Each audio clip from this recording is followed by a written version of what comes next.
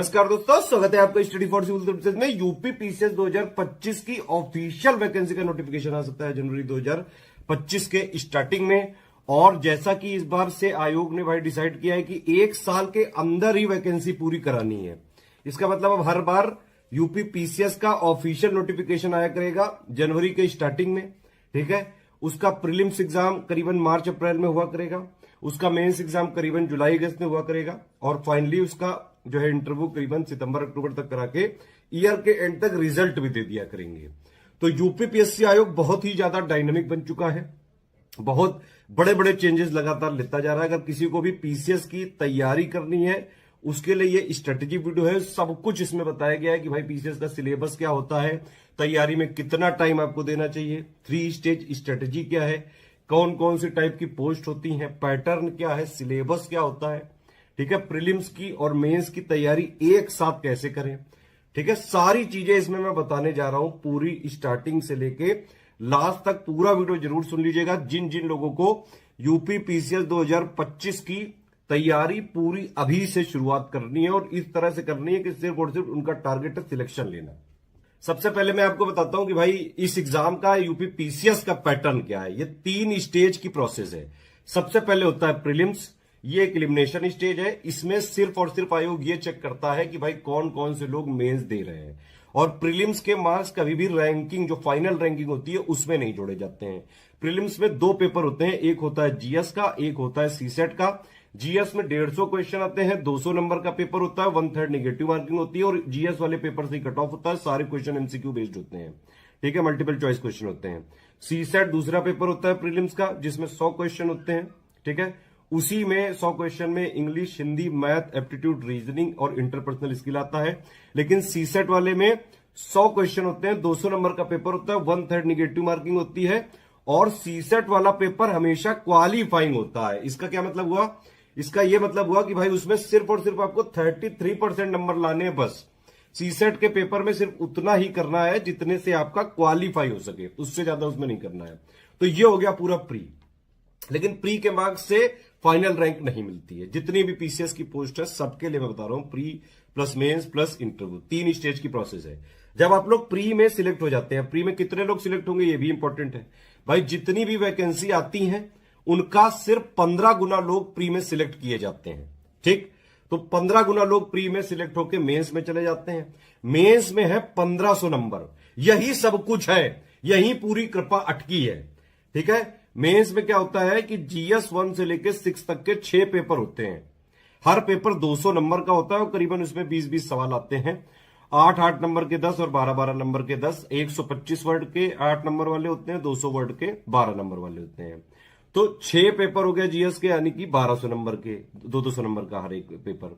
150 का ए से 150 का सामान्य हिंदी।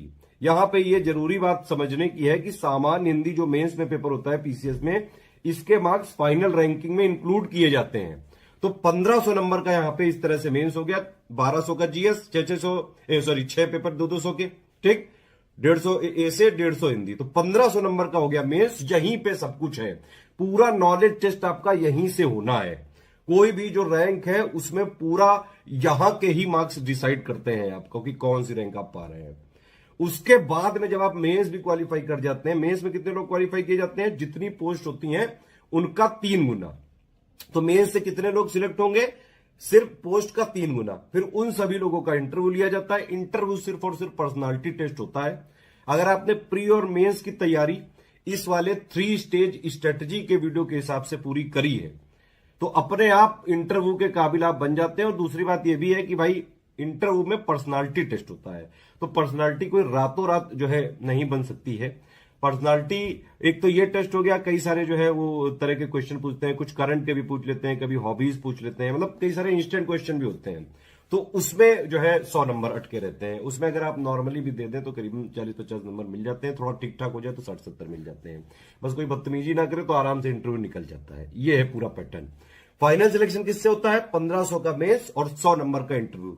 1600 नंबर से फाइनल रैंकिंग डिसाइड होती है, कौन एसडीएम, डीएसपी, बीडीओ और जितने भी पोस्ट होते हैं उन सब में, ठीक है।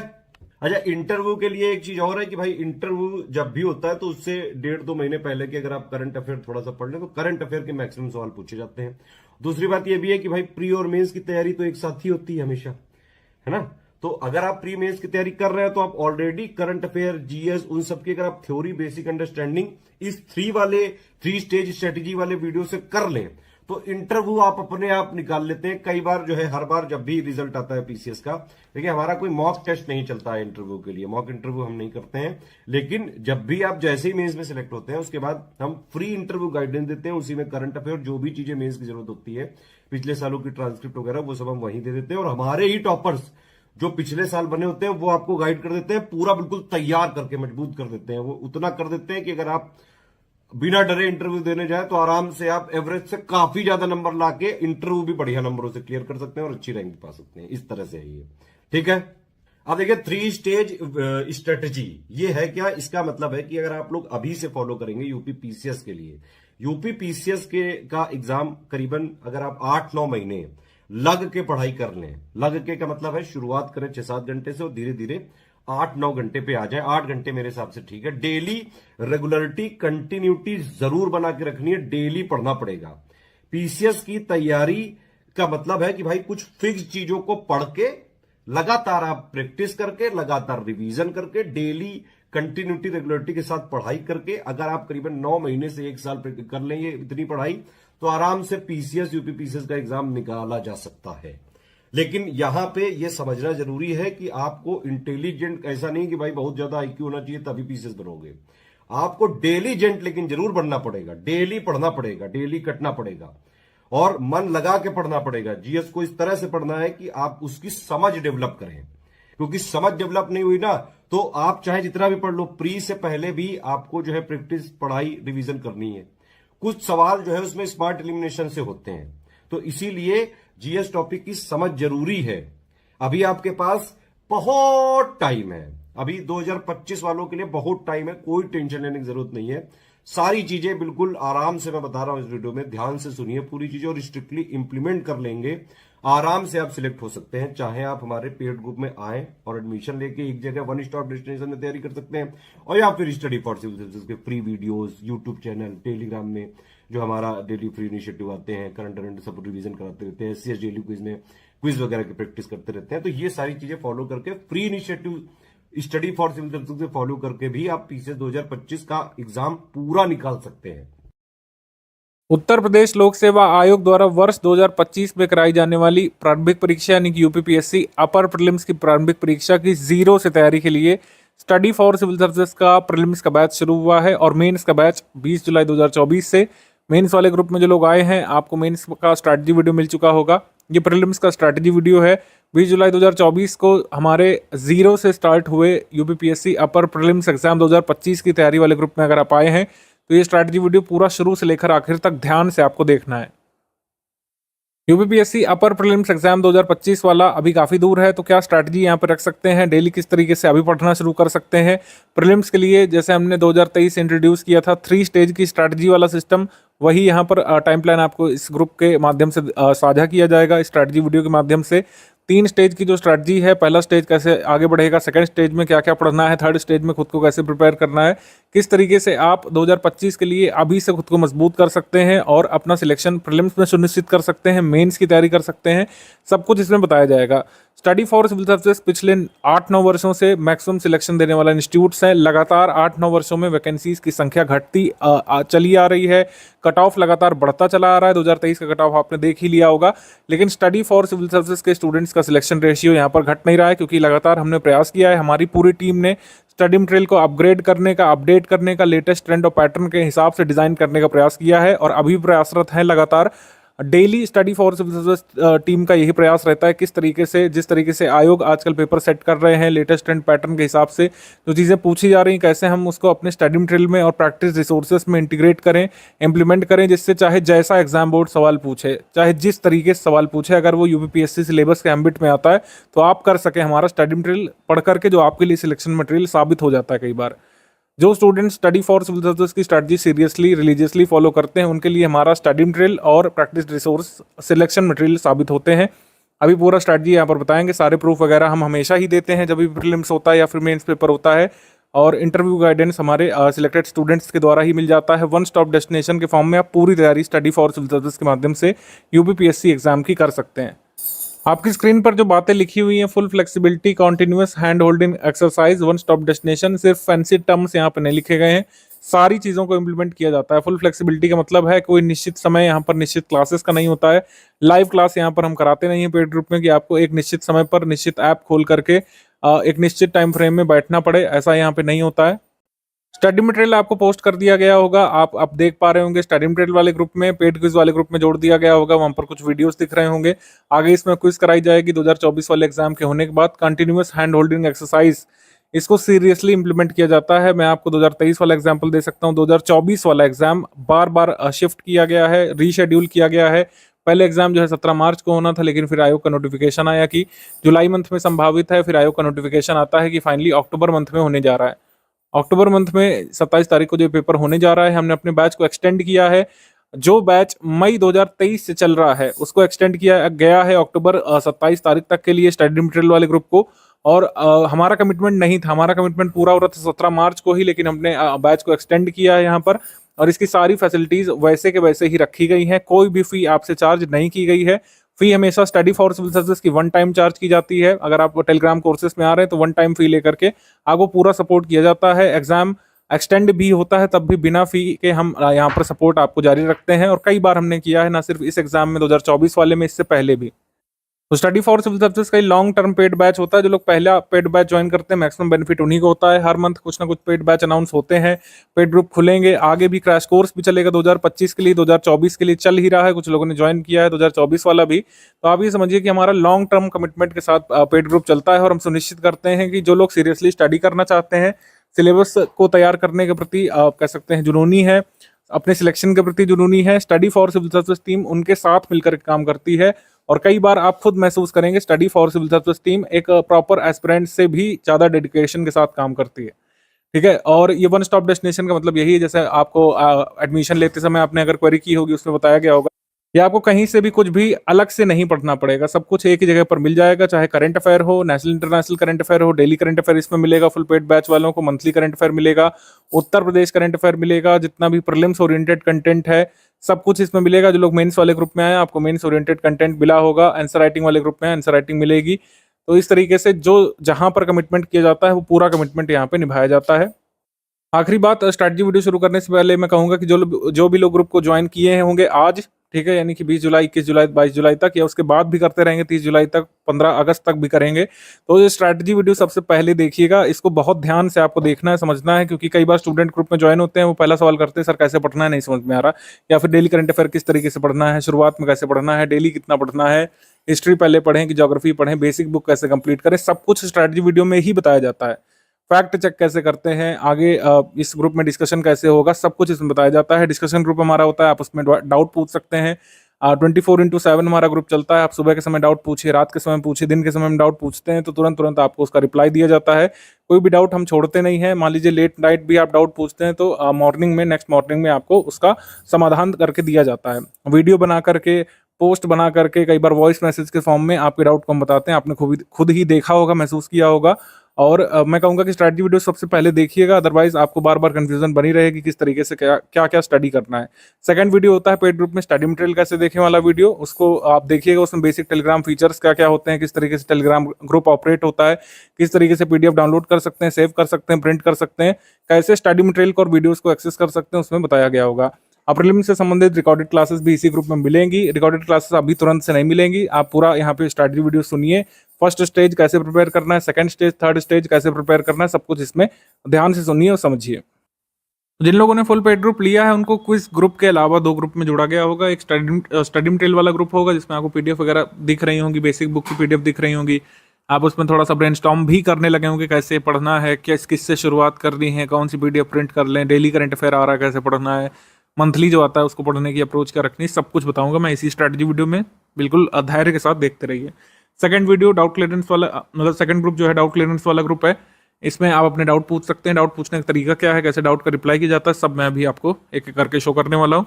आप ग्रुप से जुड़ गए हैं ये इंश्योर कर लीजिएगा। ग्रुप में आ गए और फिर क्या करना है, स्ट्रैटेजी वीडियो आप ऑलरेडी देख रहे हैं। पेड ग्रुप में स्टडी मटेरियल कैसे देखने वाला वीडियो देखना पड़ेगा, उसके बाद आपको मैक्सिमम चीज़ें समझ में आ जाएंगी। फिर आपका डेली बेसिस पर स्टडी प्लान शुरू हो जाएगा। फर्स्ट स्टेज क्या है, सेकंड स्टेज क्या है, थर्ड स्टेज, अभी एक एक करके यहाँ पे बताने वाले हैं। कमिटमेंट पीडीएफ के बारे में दिया हुआ है, क्या क्या कमिटमेंट हमारी है, उसके टेस्ट सीरीज का शेड्यूल क्या है, क्विज ग्रुप में कैसे चलता है, तो सब अभी एक एक करके बताएंगे। सबसे पहले ग्रुप के फीचर्स यहाँ पर समझ लेते हैं। तो सबसे पहले यहाँ पर बात करेंगे डेली करंट अफेयर की। डेली करंट अफेयर या फिर डेली न्यूज़पेपर या किसी भी तरीके से डेली न्यूज़ कवर करने के लिए, यूपीपीएससी स्पेसिफिक न्यूज़ कवर करने के लिए अब आपको इधर उधर कोई सोर्स देखना नहीं पड़ेगा, क्योंकि daily current affair PDF form में आपको मिल जाया करेगा। डेली बेसिस पर 3 या 4 बजे तक अपलोड कर दिया जाता है ये, और कभी गैप होता है तो नेक्स्ट डे इसमें कवर करा दिया जाता है। कोई इमरजेंसी हो गई हमारी टीम में से, वैसे ऐसा होता नहीं है। अगर मान लीजिए कि न्यूज़पेपर ही नहीं छपे हैं किसी दिन, जैसे फेस्टिवल टाइम में होता है, तो उस दिन न्यूज़ नहीं आती है। और अगर उस दिन का भी कोई इंपॉर्टेंट इवेंट रहता है तो अगले दिन कवर करा दिया जाता है। वीकली ऑफ रहता है संडे को आपको डेली करंट अफेयर नहीं मिलता है। और संडे का जो भी इवेंट होता है, मान लीजिए कोई स्कीम लॉन्च हुई, कोई इवेंट हुआ, कोई समिट हुई संडे के दिन, तो उसको मंडे में आप कवर होता हुआ पाएंगे। मंडे की पीडीएफ थोड़ी सी बड़ी होती है इसीलिए, ठीक है। डेली करंट अफेयर आपको हमारे ग्रुप में ही मिलेगा। इसका वीडियो भी आता है ओनली करंट अफेयर वाले चैनल पर, वो शायद शाम तक आता है, तो आप उसे रेफर कर सकते हैं। लेकिन यहाँ पर प्रयास करिएगा पीडीएफ से ही पढ़ें। पीडीएफ से कैसे पढ़ना होता है सब अभी मैं एक एक करके बताऊंगा। अभी खाली फीचर सुनते समझते चलिए। मंथली करंट अफेयर हम आपको 3 पीडीएफ देते हैं। मंथली करंट अफेयर में 3 पीडीएफ देते हैं। पहली होती है प्री स्पेशल नाम ही इस वजह से इसका रख दिया गया जिससे क्लैरिटी रहे। जैसे कुछ लोग बोलते हैं कि सर प्रीलिम्स के लिए कौन सा पढ़ना है, जैसे प्रीलिम्स नज़दीक आ चुका है 2024 वाला, अब तुरंत ही लोग पूछने लगे हैं कि सर प्रीलिम्स का कौन सा पढ़ना होता है। तो प्रीलिम्स का प्री स्पेशल यहाँ पे स्टडी करना होता है। ये हम पहले ही बता देते हैं, लेकिन लोग इग्नोर करते हैं बातों को, फिर पूछते हैं। तो प्रीलिम्स स्पेशल का मतलब ये कि ये प्रीलिम्स के लिए है, ये मेंस में आपको सपोर्ट नहीं करेगा करंट अफेयर, ठीक है। और जो डेली करंट अफेयर दिया जाता है उसका मंथली कंपाइलेशन हम लोग देते हैं। जैसे जो स्टडी मटेरियल वाला ग्रुप है उसमें शायद डेली करंट अफेयर नहीं आती, जो फुल पेड ग्रुप है हमारा या जो 6500 वाला ग्रुप है उसमें आती है। तो डेली करंट अफेयर सभी ग्रुप में नहीं आती। मान लीजिए आप ओनली स्टडी मटेरियल वाले ग्रुप में, तो उसमें डेली करंट अफेयर नहीं आता। डेली करंट अफेयर सिर्फ फुल पेड ग्रुप वालों के में आता है। हालांकि ऐसा नहीं कि जो केवल स्टडी मटेरियल में है उनके साथ कोई नाइंसाफी होगी, डेली नहीं मिलेगा, लेकिन डेली का मंथली कंपाइल करके दिया जाता है, वो मेन स्पेशल होता है जैसे यहाँ पे लिखा हुआ। तो डेली करंट अफेयर आपको प्री और मेंस की बेसिक अंडरस्टैंडिंग और बेसिकली मेंस की अंडरस्टैंडिंग बनाने के लिए होता है, सिलेबस की अंडरस्टैंडिंग बनाने के लिए होता है, ठीक है। मंथली करंट अफेयर के अलावा हम यहाँ पर 400 या 500 टॉप एमसीक्यू देते हैं। ये प्रैक्टिस के लिए होता है। और किसकी प्रैक्टिस के लिए होता है? प्रीलिम्स की प्रैक्टिस के लिए होता है। तो ये 3 पीडीएफ हो गए। और यकीन मानिए अगर आप इन 3 पीडीएफ से सामंजस्य बैठा लेते हैं तो प्री का, मेंस का, एवन इंटरव्यू तक का कोई भी करंट अफेयर आपसे छूटता नहीं है। अगर आप रेगुलर फॉलोअर हैं तो करंट अफेयर आपका पूरे प्रोसेस में कवर हो जाता है। प्रीलिम्स प्रोसेस के लिए, मेंस प्रोसीजर के लिए पूरा यहाँ पे कवर हो जाता है। इतना इंटेंसिव यहाँ पर दिया जाता है। हालांकि आप फॉलो करें, सारी पीडीएफ फॉलो करेंगे तो करंट अफेयर में आप यकीन मानिए कहीं से भी आप पढ़ रहे हो, कोई क्विज प्रैक्टिस कर रहे हो, किसी वेबसाइट में कोई क्विज आ रही हो, कोई सरकारी क्विज कर रहे हो, आप देखेंगे आप मैक्सिमम क्वेश्चन सही करने लगेंगे अगर 3-4 मंथ इसको फॉलो करेंगे तो ये हो गया। तो इस तरीके से करंट अफेयर आपको दिया जाता है। प्री स्पेशल की पीडीएफ और डेली का मंथली मंथ एंड पर कंपाइल करके दिया जाता है। यूपी करंट अफेयर भी हम लोग अब देने लगे मंथली। यूपी करंट अफेयर थोड़ा सा लेट मिलती है आपको, क्योंकि न्यूज़ कंपाइल करने में इसमें समय लगता है। 9 या 10 तारीख तक आपको मिल जाती है, मैक्स टू मैक्स 12 तारीख को आपको मिल जाया करती है UP current affair. UP special regularity आपको इस पर दिखानी होगी पढ़ने के लिए, क्योंकि यूपी स्पेशल का वेटेज भले ही प्रीलिम्स में ज़्यादा नहीं है। अभी किस सब्जेक्ट का कितना वेटेज होता है वो सब भी डिस्कस करेंगे तो और आपको अच्छे से समझ में आएगा। लेकिन मैं आपको बता दूं कि प्रीलिम्स में यूपी स्पेशल करंट अफेयर का बहुत वेटेज आजकल नहीं रहता है। मैक्सिमम टू मैक्सिमम 3 क्वेश्चन आ सकते हैं, इसमें 4 क्वेश्चन भी आ सकते हैं, इससे ज़्यादा नहीं आ रहे हैं आजकल। लेकिन फिर भी हम एक्सपेक्ट कर रहे हैं कि जैसे सिलेबस बदला है, GS 5 और 6 प्योरली यूपी स्पेशल जुड़ गया है, तो इस वजह से यूपी करंट अफेयर का भी वेटेज यहाँ पर रहता है। और जो मेंस में भी आपको कई बार हेल्प करता है फैक्ट्स के लिए।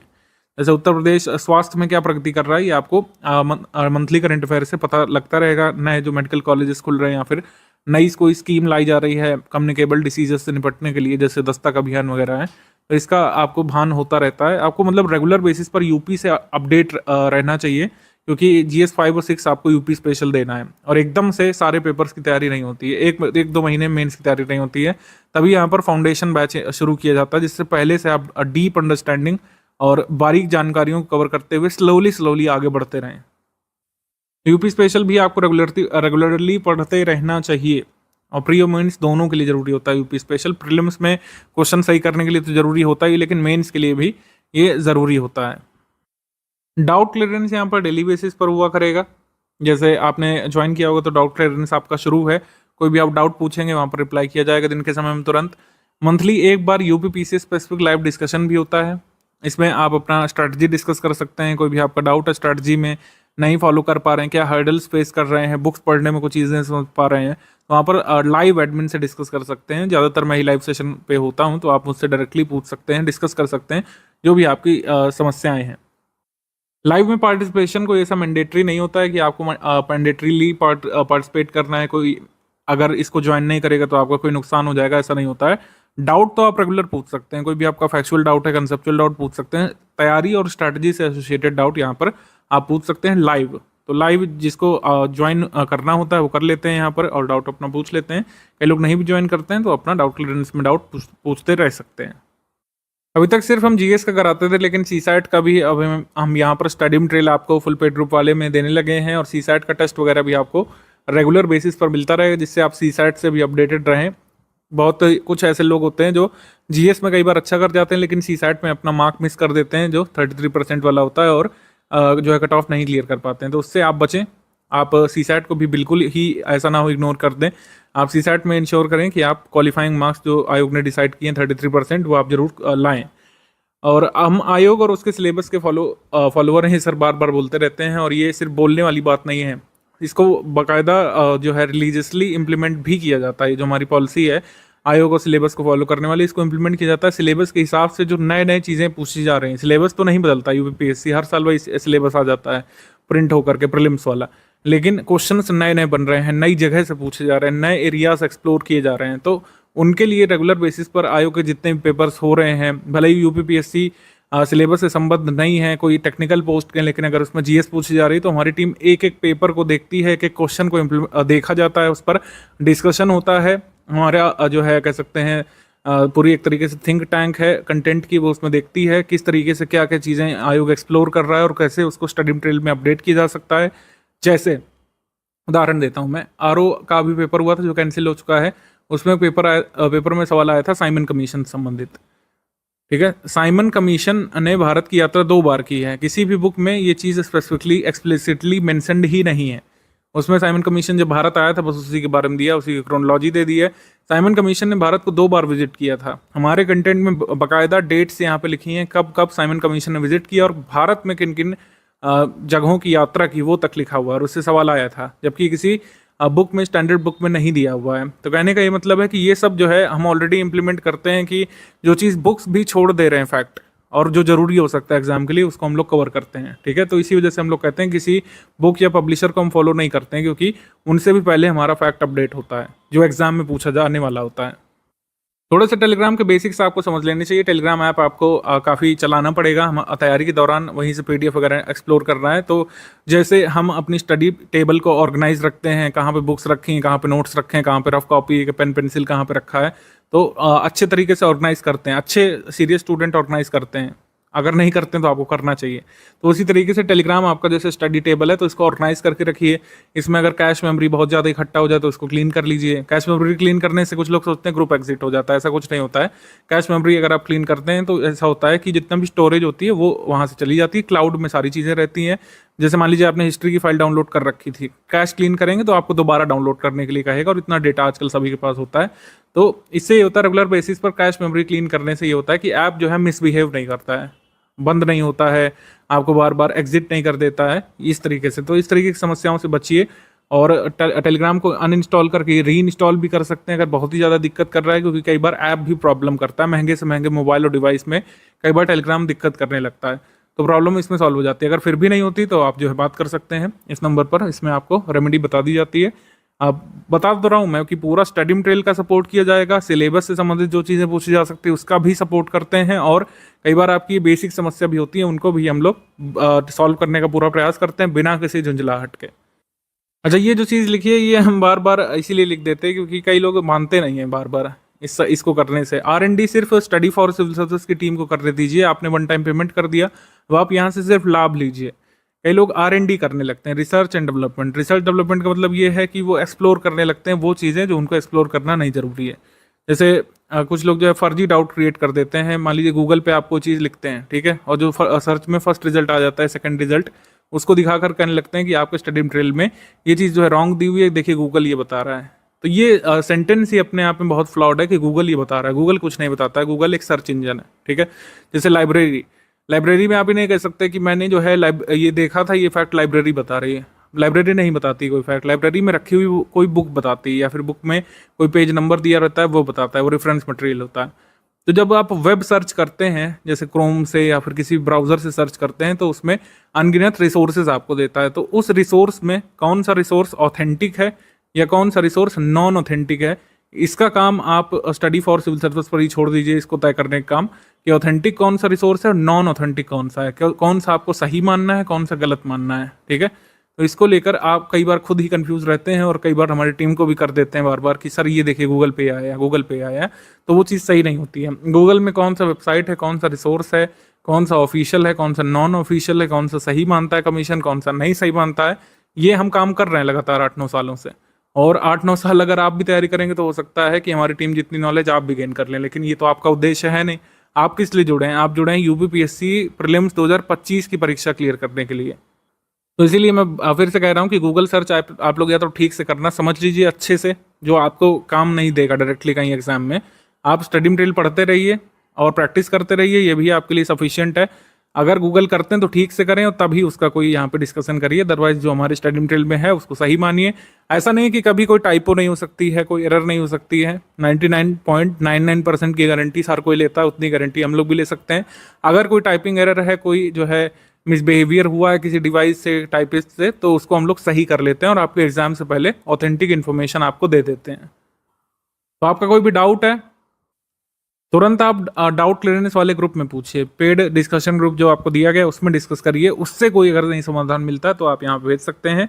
लेकिन आप ये सब नहीं करिए कि गूगल ये कह रहा है तो आपने क्यों गलत दिया। ये सब कोई अच्छा तरीका नहीं डाउट पूछने का। आप डाउट पूछ सकते हैं कि सर मुझे ये फैक्ट डाउटफुल लग रहा है, मैंने कई जगह से देखा है, इसमें डाउट आ रहा है, क्या आप इसे बता सकते हैं? मैं और या फिर हमारी टीम में से कोई आपको ऑथेंटिक सोर्सेज के हिसाब से बताएंगे क्या सही है और क्या आपको एग्जाम के लिए सही मानना चाहिए।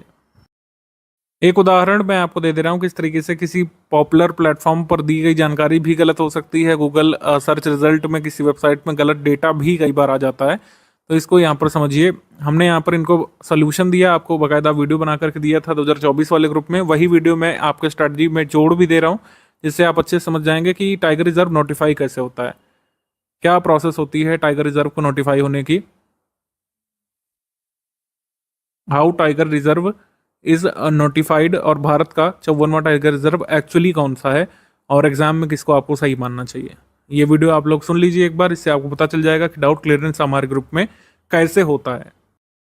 भारत का 53वां, 54वां और 55वां टाइगर रिजर्व कौन सा है, इसको लेकर कंफ्यूजन है। 53वें को लेकर तो नहीं है, 54वें 55वें को लेकर बहुत कंफ्यूजन है। दुर्गावती टाइगर रिजर्व जो अभी नोटिफाई हुआ है मध्य प्रदेश का, और राजस्थान का धौलपुर करौली, इसमें 54वां कौन है, 55वां कौन है, बहुत कन्फ्यूजन है इसमें। तो मैं यहाँ पर आपको बता दूं कि भारत का अंतिम टाइगर रिजर्व जो फाइनली नोटिफाई हो चुका है वो है दुर्गावती टाइगर रिजर्व। वीरांगना दुर्गावती टाइगर रिजर्व पूरा नाम है इसका। ये मध्य प्रदेश में है, ठीक है। ये भारत का 54वां पूर्णतः नोटिफाइड टाइगर रिजर्व है। 55वां अभी बना नहीं है भारत का, क्योंकि टाइगर रिजर्व नोटिफाई होने के कुछ स्टेप्स होते हैं, उसके सारे स्टेप धौलपुर करौली के अभी पूरे नहीं हुए हैं, ध्यान रखिएगा। एनटीसी अपनी वेबसाइट पे लिखता है कि टाइगर रिजर्व नोटिफाई होने की प्रक्रिया क्या है, प्रोसेस क्या है। सबसे पहले क्या होता है, प्रपोजल जो है ये स्टेट लाता है, प्रपोजल स्टेट ऑब्टेन करता है। इन प्रिंसिपल अप्रूवल जो है कम्युनिकेट किया जाता है एनटीसीए की तरफ से, पूरे प्रपोजल को अच्छे से स्क्रूटनाइज करके। सेक्शन 38(5) जो है वाइल्ड लाइफ प्रोटेक्शन एक्ट 1972 का, उसके तहत एनटीसीए रिकमेंड करता है प्रपोजल को स्टेट को पूरी तरीके से देखने के बाद, और फिर फाइनल जो स्टेप होता है, स्टेट गवर्नमेंट नोटिफाई करती है अपने टाइगर रिजर्व को एरिया सहित। सब कुछ बताया जाता है किस एरिया से किस एरिया तक है, बाकायदा इसमें कोऑर्डिनेट्स तक दिए जाते हैं, ठीक है। तो दुर्गावती टाइगर रिजर्व ये सारी प्रक्रिया फॉलो कर चुका है 4 स्टेप की, जबकि जो धौलपुर करौली वाला टाइगर रिजर्व है उसमें ये वाला स्टेप बाकी है अभी, ठीक है। धौलपुर करौली में ये लास्ट स्टेप बाकी है, तो इस वजह से हम ये नहीं कह सकते कि Dholpur Karauli last tiger reserve है जो नोटिफाई हो चुका है। प्रपोजल हो चुका है, प्रपोजल को अप्रूव भी कर चुका है एनटीसीए, ये भी हो चुका है। आखिरी स्टेप अभी बाकी है धौलपुर करौली को नोटिफाई होने में। तो हम ये कह सकते हैं कि भारत का 55वां टाइगर रिजर्व बनेगा धौलपुर करौली जब नोटिफाई हो जाएगा फाइनली स्टेट के द्वारा। ठीक है, बाकी प्रूफ की अगर हम बात कर लें, ऑथेंटिक इसलिए मान रहे हैं क्योंकि स्वयं जो हमारे इन्वायरमेंट मिनिस्टर हैं इन्होंने ट्वीट किया था 31 अक्टूबर 2022 को कि रानीपुर जो है ये 53वां टाइगर रिजर्व है। इसमें तो खैर क्लैरिटी है, और ये भी उसमें कहा था 22 सितंबर को 2023 में इन्होंने ट्वीट किया था कि हमारा टाइगर रिजर्व जो टोटल नंबर 54वां हो चुका है, और 54वां कौन सा बना है, वीरांगना दुर्गावती टाइगर रिजर्व, इसको फाइनली नोटिफाई किया जा चुका है। जब कोई टाइगर रिजर्व फाइनली नोटिफाई होता है तो स्टेट की तरफ से गजट नोटिफिकेशन छपता है और उसमें बाकायदा पूरे टाइगर रिजर्व की डिटेल दी जाती है, कोऑर्डिनेट्स और उसके पूरे एरिया की डिटेलिंग सहित। तो ये वीरांगना दुर्गावती की छप चुकी है, धौलपुर करौली की बाकी है। तो इस वजह से हम कह सकते हैं कि वीरांगना दुर्गावती टाइगर रिजर्व हमारा जो है ये 54वां टाइगर रिजर्व है। ठीक है, 55वां कौन सा बनेगा, धौलपुर करौली बनेगा। 53वां कौन सा है, रानीपुर टाइगर रिजर्व उत्तर प्रदेश का। आई होप आपको ये कन्फ्यूजन आपकी नहीं रहेगी। अब यहाँ पर बार बार जो प्रश्न पूछा जाता है कि क्या सर मैं डेली करंट अफेयर कंप्लीट कर सकता हूँ या सकती हूँ, मंथली छोड़ सकता हूँ या सकती हूँ, क्या मैं मंथली करंट अफेयर वाला छोड़ सकता हूँ या सकती हूँ, या फिर सिर्फ जो है डेली वाला कंप्लीट कर लूँ। तो इस तरीके की समस्या कई बार होती है हमारे ग्रुप मेंबर्स को, तो मैं यहीं पर स्ट्रैटेजी में ही इसका निराकरण कर दे रहा हूँ। एससीएस का जो डेली करंट अफेयर होता है ये डिस्क्रिप्टिव बेस्ड होता है। आप पीडीएफ खोल कर देख लीजिए, कोई भी कंटेक्स्ट आया, कोई न्यूज़ आई तो उसका डिटेल्ड इन्फॉर्मेशन दिया जाता है, क्या न्यूज़ है, क्या तथ्य हैं उससे संबंधित, हिस्टोरिकल बैकग्राउंड अगर कोई है तो आगे क्या हो सकता है, सारी चीज़ों का एनालिसिस उसमें दिया रहता है। एनालिसिस, फैक्ट, कंटेक्स्ट सब कुछ दिया रहता है, और किस तरीके से सिलेबस से लिंक्ड है उसमें भी लिखा रहता है। ऊपर हेडिंग में होता है कि GS3 के सिलेबस संबंधित है, GS4 संबंधित है, या फिर GS2 से है, GS1 से है, सब कुछ उसमें दिया रहता है। अब मेंस का रेलिवेंस यहाँ पर ज़्यादा रहता है डेली करंट अफेयर में, मतलब जो भी आप PDF पढ़ेंगे उसमें से आपका जो लाभ होगा वो किस स्टेज पर मिलेगा, मेंस में। मेंस में ज़्यादा लाभ मिलता है आपको डेली करंट अफेयर का, प्रीलिम्स के लिए रेलिवेंस इसकी कम रहती है।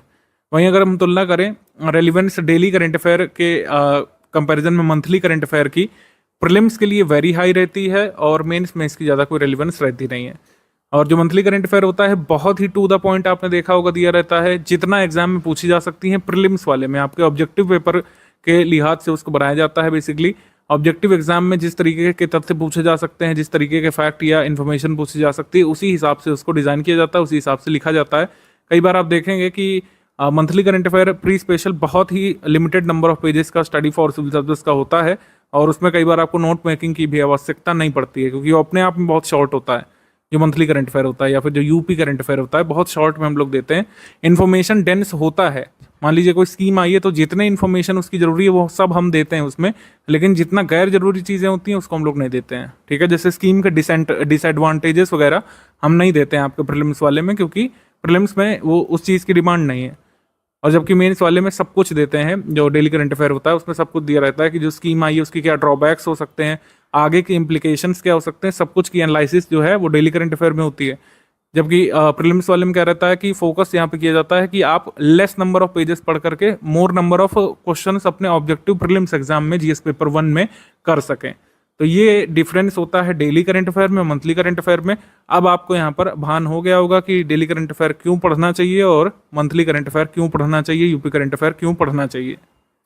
अच्छा, एक चीज़ और मैं बता दूं कि कई लोग पूछते हैं कि मंथली करंट अफेयर तो आप लोग कहते हैं कि अच्छे से इसको याद कर लीजिए, बार बार रिवाइज करिए, क्या डेली करंट अफेयर को भी बार बार रिवाइज करने की ज़रूरत है? तो इसका उत्तर है नहीं। इन्फॉर्मेशन डेंस होता है, लेकिन ज़्यादातर अंडरस्टैंडिंग आपकी बनाने के लिए होता है। इसमें आपको सारी इन्फॉर्मेशन रिमेंबर करने की ज़रूरत नहीं होती है। मान लीजिए कोई स्कीम आई है, उसका 360 डिग्री एनालिसिस तो डेली वाले में मिल गया आपको, लेकिन जो स्कीम के फैक्ट जो आपको परीक्षा तक याद रखने हैं वो आपको इसमें मिल जाएगा, मंथली वाले में भी। तो आप क्या कर सकते हैं कि इससे आप अपनी समझ बनाइए और याद करने के लिए सिर्फ मंथली करंट अफेयर का इस्तेमाल करिए। इस तरीके से डेली करंट अफेयर और मंथली करंट अफेयर आपस में अलग हैं या फिर आपस में एक जैसे हैं, ये सब हमने यहाँ पर आपको डिस्क्राइब कर दिया है। और अब आपको पता चल गया होगा कि डेली का भी अपना महत्व है और मंथली करंट अफेयर का भी अपना महत्व है। दोनों आपको फॉलो करने चाहिए at least first stage of preparation में। एक चीज़ का भान आपको होना चाहिए हमेशा ही कि प्रीलिम्स पेपर पूरा अटेम्प्ट नहीं करना है, ना ही पूरा अटेम्प्ट करना एग्जाम की डिमांड है, ना ही पूरा अटेम्प्ट आप कर सकते हैं चाह कर भी। आप कितने भी बड़े स्कॉलर बन जाएं या फिर कितना भी हमारा कंटेंट पढ़ लें या किसी भी इंस्टीट्यूट या फिर दुनिया की सारी किताबें भी अगर कैप्चर कर लें, तब भी आप 150 क्वेश्चंस नहीं निकाल पाएंगे। अच्छा, यहाँ पे कैच है इसलिए भी नहीं निकाल पाएंगे कि क्योंकि 2-3 क्वेश्चन तो हर बार डिस्प्यूटेड निकल आते हैं, या फिर कई बार उसके आंसर गलत होते हैं आयोग के द्वारा, या फिर 2 आंसर सही मान लिए जाते हैं, या फिर क्वेश्चन पूर्णतः डिलीट हो जाता है। पास्ट में भी क्वेश्चन डिलीट हुए हैं मॉडिफाइड की में, आपने देखा होगा। तो जब 150 पूरे क्वेश्चन सही छपे ही नहीं है पेपर में, तो आप कैसे कर सकते हैं? आपको सिर्फ कट ऑफ निकालना है, कट ऑफ कितना जाता है, कितना टारगेट करना चाहिए, वीडियो के आगे के हिस्से में हम लोग कवर कर रहे हैं। लेकिन ये समझिए कि कभी भी आप 100% सिलेबस कवर नहीं कर पाएंगे। जीएस में से कोई 100% कुछ होता ही नहीं है। मैथ्स में, फिजिक्स में, केमिस्ट्री में आप लाए होंगे अपने स्कूल कॉलेज टाइम में 100%, लेकिन जीएस में 100% कुछ होता नहीं है। 100% नहीं किया जा सकता पेपर। 150 क्वेश्चंस कोई भी नहीं सही कर सकता है, कोई भी नहीं कर सकता है, ये आपको पता होना चाहिए। और 150 क्वेश्चंस करना एग्जाम की डिमांड भी नहीं है। 150 आप कवर कर लेंगे, उससे कोई लाभ आपको ना आगे के स्टेजेस में मिलेगा, ना इंटरव्यू में, कहीं कोई लाभ नहीं मिलने वाला। आप सिर्फ क्वालिफाइड लिखे जाएंगे और मेंस का फॉर्म भरेंगे, मेंस से ही जो है फाइनल मेरिट बनती है। अभी सब पेपर का पैटर्न वगैरह अभी आगे डिस्कस करेंगे। पेड ग्रुप सिर्फ ज्वाइन करना काफ़ी नहीं है, बहुत सारी मेहनत इसके आगे जाएगी। पेड ग्रुप ज्वाइन करना तो एक प्रोसेस का पार्ट है। पेड ग्रुप के बाद आपको पढ़ना है, सारे अपडेट देखने हैं, पीवाईक्यू पढ़ना है, जो कंटेंट आगे दिया जाएगा वो पढ़ना है, लेटर स्टेजेस में मेंस का आपको स्टडी करना है, फिर लिस्टिंग कंपाइलेशन कवर करना है, प्रीलिम्स से जस्ट पहले पेड क्विज के सारे क्वेश्चन की प्रैक्टिस करनी है, टेस्ट सीरीज लगानी है। तभी यहाँ पर आपको कहा गया था ग्रुप अनाउंसमेंट के समय ही कि अगर आप डेली 5-6 घंटे यहाँ पे निकालते हैं तो ही जो है स्टडी फॉर सिविल सर्विसेज के साथ आप अपना सक्सेस हासिल कर सकते हैं। 5-6 आवर्स शुरू में आपको यहाँ पे देने पड़ेंगे। फर्स्ट सेकंड स्टेजेस में जब प्रीलिम्स एग्जाम एकदम नज़दीक होगा तो आपको 8-9 घंटे की स्टडी करनी पड़ती है, और जब मेंस एग्जाम एकदम नज़दीक होता है तो आपको 8-9-10 घंटे की स्टडीज़ यहाँ पर करनी पड़ती है। प्रैक्टिस रिसोर्सेज सिर्फ स्टडी फॉर सिविल सर्विस के रहेंगे। एससीएस का पेड क्विज जो चालू होगा 2024 के प्रीलिम्स होने के बाद, जुलाई में चालू हो जाएगा, जुलाई एंड तक।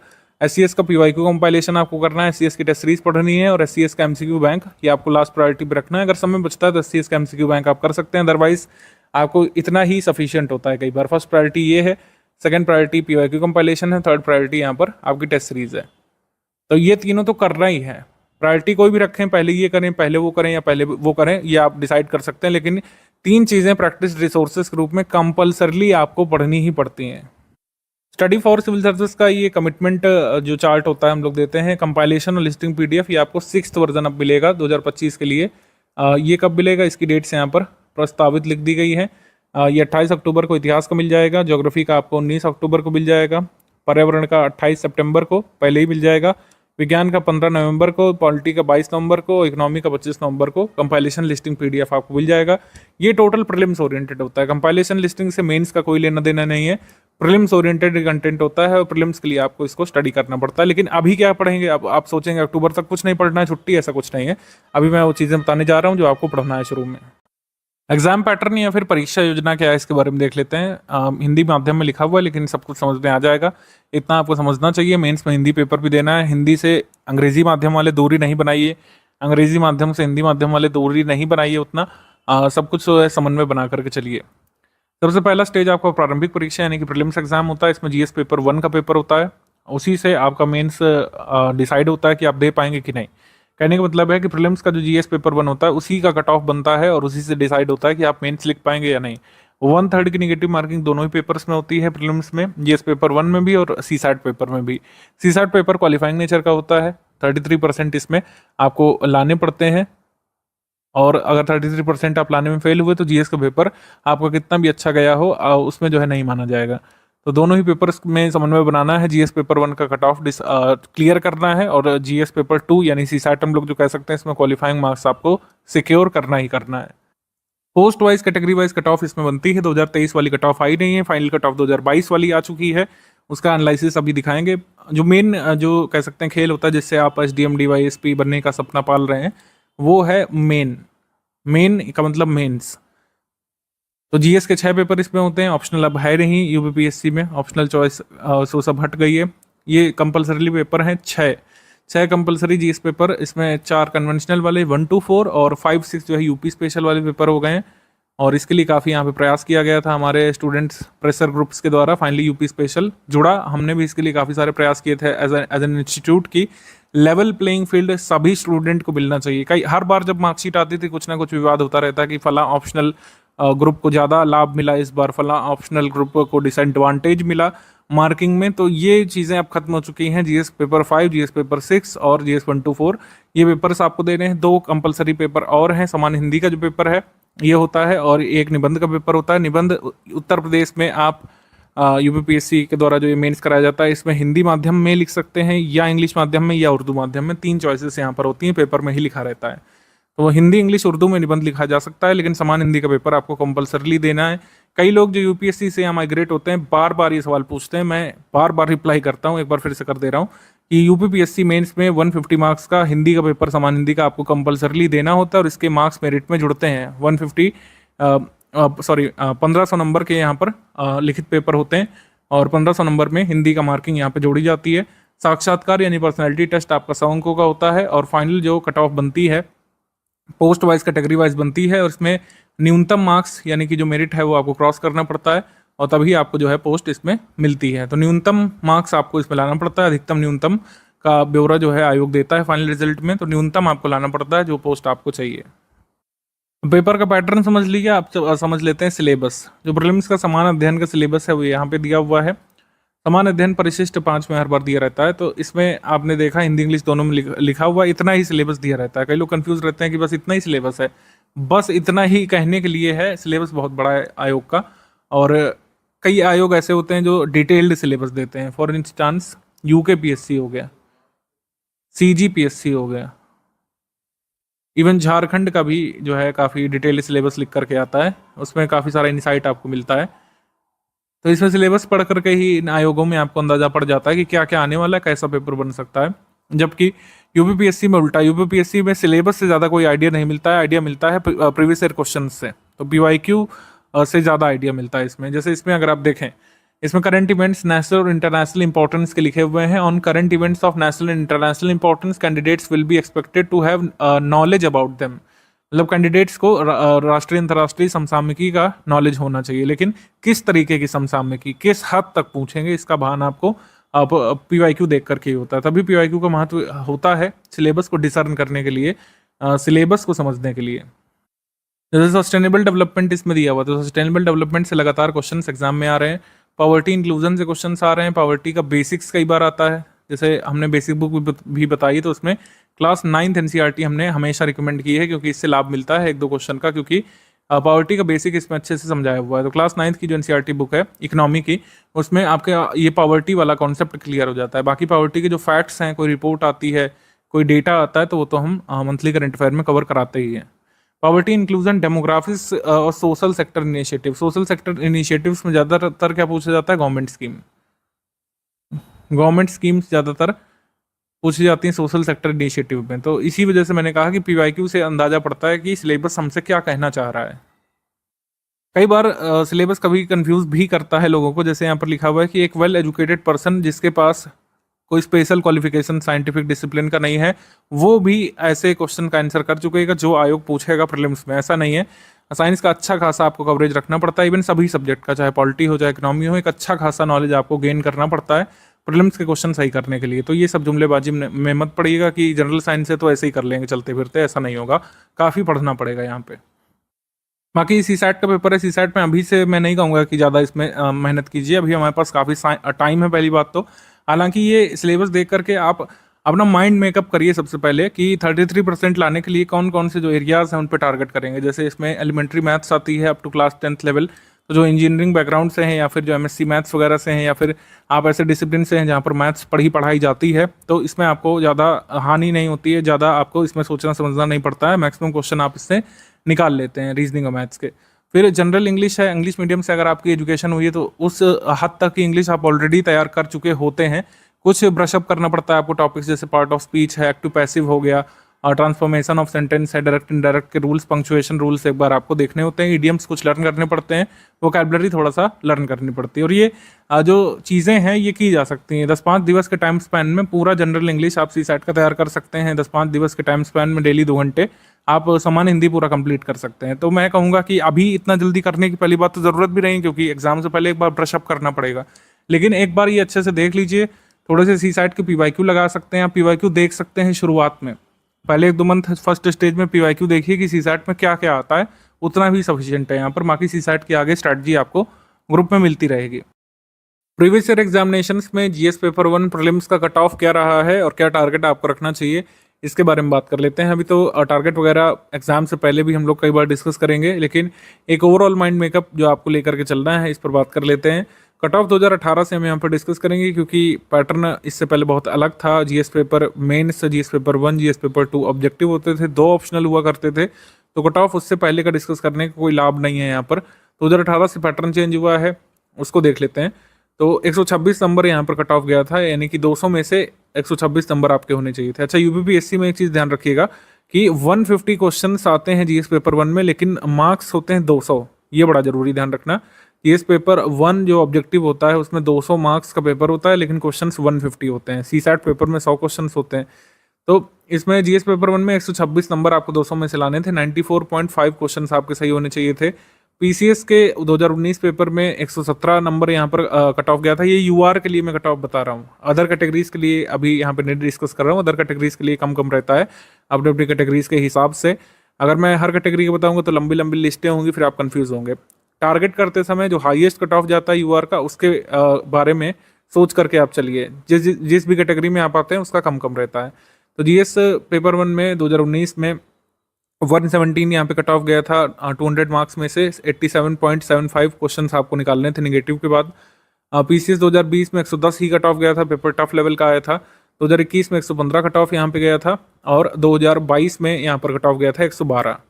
सो इस तरीके से कट ऑफ जाता है। 2023 का आया नहीं, लेकिन इसी के राउंड आप मान सकते हैं। तो ये आपको ओवरऑल रफ टारगेट दे देती है स्ट्रैटेजी। 100 सही क्वेश्चंस का हमको टारगेट रखना है नेगेटिव मार्किंग के बाद। नेगेटिव मार्किंग और जो कुछ क्वेश्चंस गलत हो जाते हैं, 150 क्वेश्चंस जैसे आते हैं, लेकिन कहने को 146 ही मैं हमेशा मानता हूँ, क्योंकि 2 क्वेश्चन डिस्प्यूटेड होते हैं, बहुत डिफिकल्ट टाइप के होते हैं, उसका आंसर सिर्फ आयोग बता सकता है। 2 क्वेश्चन आप ऐसे लगा लीजिए कि जो आप उत्तर मानेंगे उससे उल्टा ही उत्तर आयोग मानेगा। तो 4 क्वेश्चन आप मान के चलिए हर बार डिस्प्यूटेड होते हैं, और इस पर ऑब्जेक्शन होता ही होता है। मॉडिफाइड की बहुत सालों बाद आती है, जैसे 2021 तक की आई थिंक मॉडिफाइड की अभी अवेलेबल है। 2022 की मॉडिफाइड की नहीं अवेलेबल है हमारे पास। 2023 वाले पेपर की नहीं अवेलेबल है। 2024 होने जा रहा है जुलाई में। तो आप मान के चलिए कि आपको 100 सही क्वेश्चंस का टारगेट लेकर के चल रहा है, और स्टडी फॉर सिविल सर्विस के स्टडी मटेरियल से और प्रैक्टिस रिसोर्सेज से किया भी जा सकता है। बार बार प्रूफ हमने अपने फ्री वाले टेलीग्राम में शेयर किए हैं। यूपीपीएससी जीएस पेपर 1 में प्रीवियस ईयर में किस सब्जेक्ट या टॉपिक से कितने क्वेश्चंस बनते हैं, इसको भी एक बार ब्रीफली देख लेते हैं, समझ लेते हैं। जैसे हिस्ट्री ऑफ इंडिया यानी कि एंशिएंट मिडिवल हिस्ट्री से कुल मिलाकर 15 क्वेश्चन आए थे 2023 में।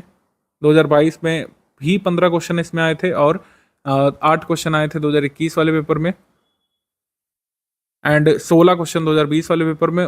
2019 वाले में 13 सवाल इसमें आए थे।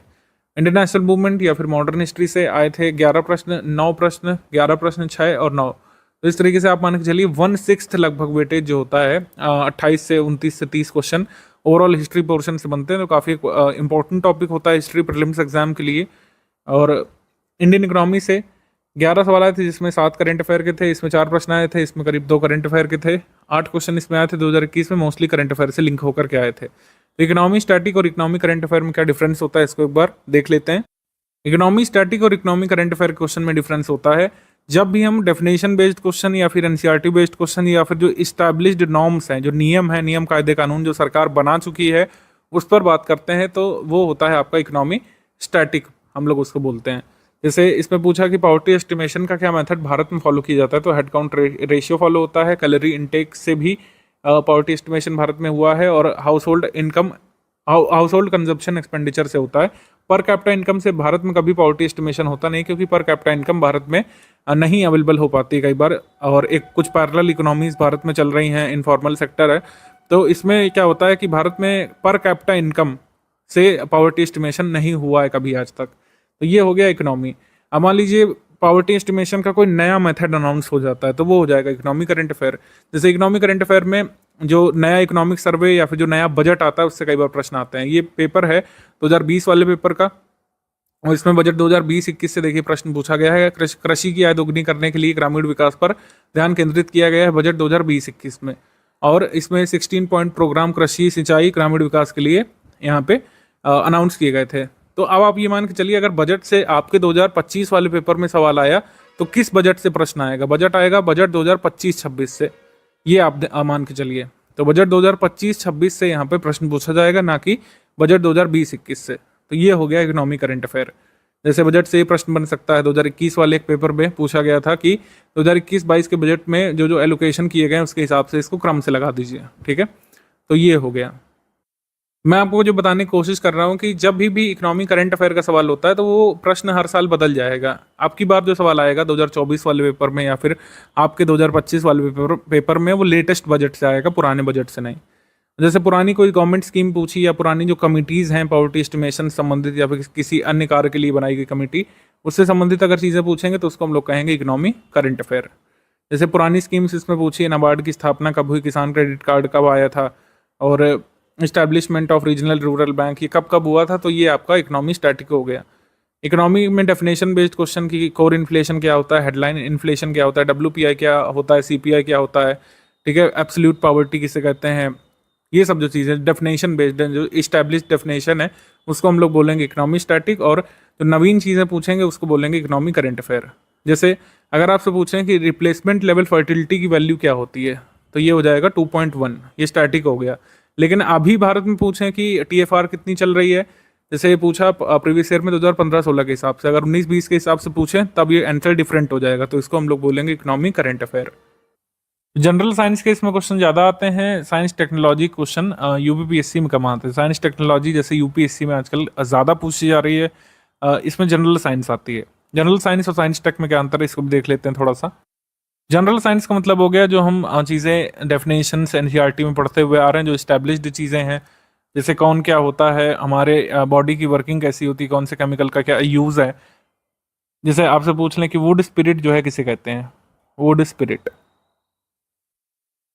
वुड स्पिरिट क्या है, मिथाइल एल्कोहल है, मिथाइल एल्कोहल इसी को बोलते हैं, और इसी को बोलते रहेंगे जब तक ये बदल नहीं दिया जाता। जबकि जो टेक्नोलॉजी है वो लगातार चेंज हो रही है। AI आया है, फिर आपने देखा कई सारे GPT सिस्टम आ गए हैं।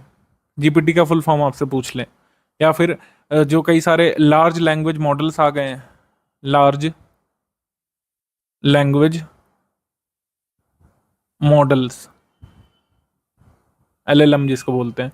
कई सारे नए रोबोट्स, चैटबॉट्स लॉन्च किए जा रहे हैं, तो ये तो लगातार बदल रहे हैं ना। जैसे ChatGPT किसका था, OpenAI का था। फिर गूगल ने अपना कौन सा लॉन्च किया है, बार्ड लॉन्च किया है। एलॉन मस्क ने अपनी कंपनी का अलग लॉन्च किया है। तो इन सब के नाम जो है ये तो हम नहीं पढ़ सकते हैं पहले से किसी बुक में, ये तो नवीन टेक्नोलॉजी है जो जनरली इवॉल्व हो रही है। भारत का जो चंद्रयान मिशन है वो कंप्लीट हो चुका है, अब हम गगनयान की ओर देख रहे हैं, समुद्रयान की ओर देख रहे हैं। नए नए मिशन आ रहे हैं। भारत ने जो अपना लक्ष्य रखा है अपना इंटरनेशनल स्पेस सेंटर स्थापित करने का, वो कब तक का है, ये सब चीज़ें नवीन टेक्नोलॉजी है। और जो हमारी बॉडी की वर्किंग है, जो केमिकल फार्मूलाज है जो हम लोग पढ़ते हुए आ रहे हैं, किस राशि का क्या यूनिट होता है, वो सारी चीज़ें, किस हम लोग क्वांटिटी से क्या क्या मापते हैं। जैसे 2021 वाले पेपर में पूछा था कि ब्लड ग्लूकोज लेवल किससे मापते हैं। तो ये सारी चीज़ें, ये स्टैटिक इकोनॉमी, स्टैटिक साइंस या फिर जनरल साइंस में आ जाएंगे। जो टेक्नोलॉजी लगातार इवॉल्व हो रही है, जैसे कार्बन फाइबर्स हैं, काफ़ी चर्चा में है कार्बन फाइबर्स। ये किसी एनसीईआरटी बुक में दिया नहीं था, क्योंकि एनसीईआरटी जब छपी तब कार्बन फाइबर अस्तित्व में नहीं था। लेकिन अब ये चर्चा में है क्योंकि ये स्टील जितना मजबूत है और प्लास्टिक से भी हल्का है। ठीक है, तो ये कार्बन फाइबर अब चर्चा में आया है। हमने यहाँ पे क्या पढ़ा है अपने जनरल साइंस में बुक्स में, पॉलीमर्स पढ़े हैं, पॉलीमर्स पढ़े हैं। तो ये हो गया पॉलीमर, क्या हो गया, ये जनरल साइंस हो गया। और कार्बन फाइबर क्या हो गया, साइंस टेक्नोलॉजी हो गया। तो जनरल साइंस के आपके 19 सवाल, 22 सवाल, 24, 11, 22 इस तरीके से आते हैं। साइंस टेक्नोलॉजी वाले प्रश्न हमारे मंथली करंट अफेयर से कवर हो जाते हैं, तो उसको अलग से आपको पढ़ने की ज़रूरत नहीं पड़ती। मंथली करंट अफेयर में ऑलरेडी एक सेक्शन अब हमारे मैगजीन में होने लगा है साइंस टेक्नोलॉजी वाला, उससे कवर हो जाते हैं सारे सवाल। इंडियन पॉलिटी के 22 प्रश्न इसमें, 16 प्रश्न इसमें, 26 इसमें, 20 इसमें और 22 इसमें, इस तरीके से आए, मतलब 20 के अराउंड पॉलिटिक्स सवाल आने ही आने हैं। इंडियन ज्योग्राफी, वर्ल्ड ज्योग्राफी 21 से लेकर 22-23 प्रश्न इसमें कई बार आ जाते हैं। 21 इधर आए, 18, 16, 16, 18 इस तरीके से प्रश्न आए। फिर आप देखें इन्वायरमेंट इकोलॉजी से 6 प्रश्न, 8 प्रश्न, 4, 13 प्रश्न भी आ चुके हैं एक ईयर में, 12 प्रश्न आ चुके हैं। यूपी जी के यूपी करंट अफेयर से 6-7 सवाल आते हैं, ये यहाँ पे दिया हुआ है। नेशनल इंटरनेशनल करंट अफेयर से 29 से 30 सवाल आते हैं, कभी 33 भी आए हैं, 28 भी आए हैं, 29, 30 इस तरीके का होता है। मिसलेनियस के जो टॉपिक्स होते हैं, जैसे इंटरनेशनल ऑर्गेनाइजेशंस हो गया, उनके हेडक्वार्टर कहाँ है, उनका हेड कौन है, इंटरनेशनल ऑर्गेनाइजेशंस का हाल में कोई चीज़ हुई है तो वो सब अपडेट जो पूछी जाती है, जो एग्रीकल्चर का मिनरल डेटा पूछा जाता है, ये सारे जो डेटा वाइज चीज़ें जो बदलती रहती हैं, ये 10 क्वेश्चन, 20 क्वेश्चन, 12 क्वेश्चन, 22 सवाल तक आए हैं एग्जाम में, और ये बहुत हाई यील्ड टॉपिक हम लोग इसको बोलते हैं। मिसलेनियस पीडीएफ इस वजह से हम लोग हमेशा रिकमेंड करते हैं कि आपको स्टडी करना चाहिए, क्योंकि ये डेटा वाला पोर्शन होता है और इसमें कुछ डेटा याद करके सेंसस का, अर्बनाइजेशन का, लेटेस्ट रिपोर्ट वगैरह फॉलो करके आप अच्छे नंबर ऑफ क्वेश्चंस निकाल सकते हैं। तो ये ओवरव्यू हो गया। अब ये स्ट्रैटेजी ऐसा हो सकता है आपके प्रीलिम्स से पहले हम कुछ अपग्रेड करके दें, चेंज करके दें, लेकिन अभी के लिए ये मान के चलिए कि इतना इतना वेटेज है। जैसे यूपी जीके है, मान लीजिए आप डेली 5-5 घंटे पढ़ रहे हैं तो उसका लाभ नहीं, क्योंकि उससे 6-7 क्वेश्चन आने हैं। तो ये ओवरव्यू हो गया कि कौन कौन से सब्जेक्ट जरूरी हैं। जैसे आपने नोटिस किया कि हिस्ट्री जरूरी है, और साइंस जरूरी है, ज्योग्राफी जरूरी है, पॉलिटी जरूरी है। तो ये कुछ ऐसे सब्जेक्ट हैं जो प्री में भी इनका वेटेज है, मेंस में भी वेटेज है। तो इसीलिए यहाँ पर अब बात कर लेते हैं कि शुरू में बेसिक आपको क्या पढ़ना है और 3 स्टेज की स्ट्रैटेजी क्या होती है।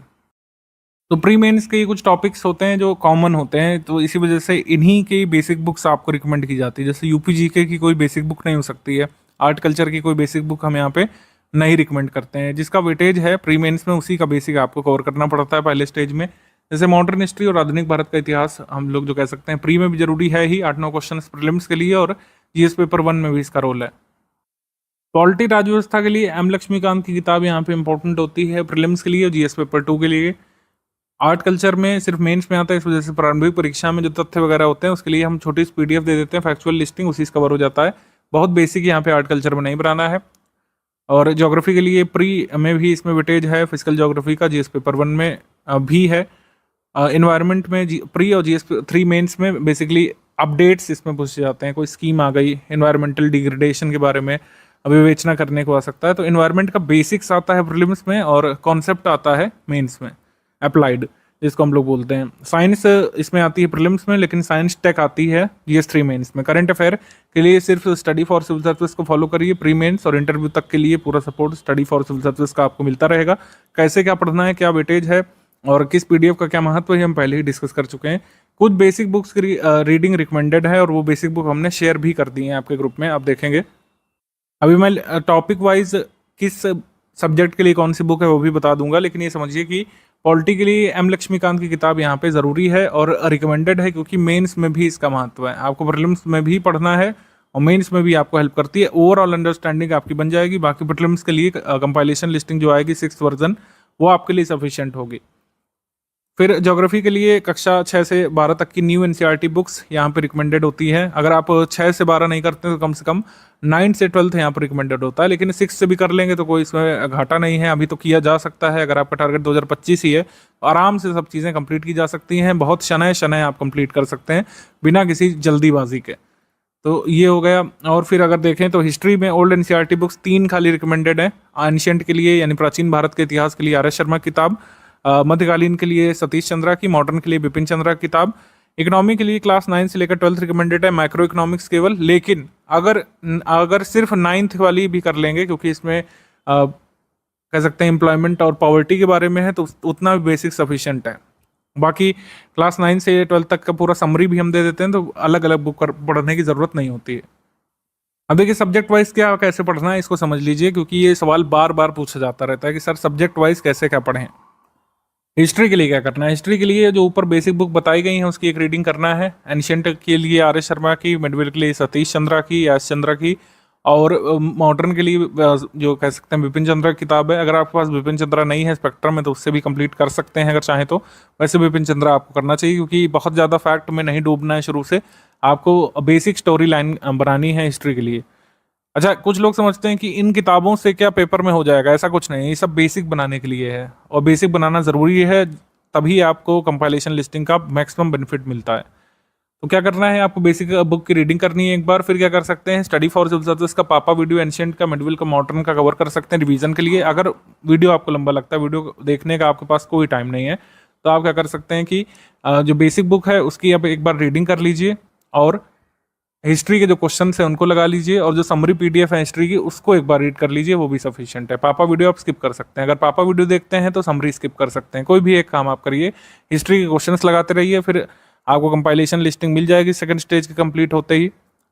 और फिर जो है आप कंपाइलेशन लिस्टिंग पढ़ते रह सकते हैं, क्विज के क्वेश्चंस करिए, पीवाईक्यू करिए। इस तरीके से हिस्ट्री प्रीलिम्स के लिए पूरी होगी।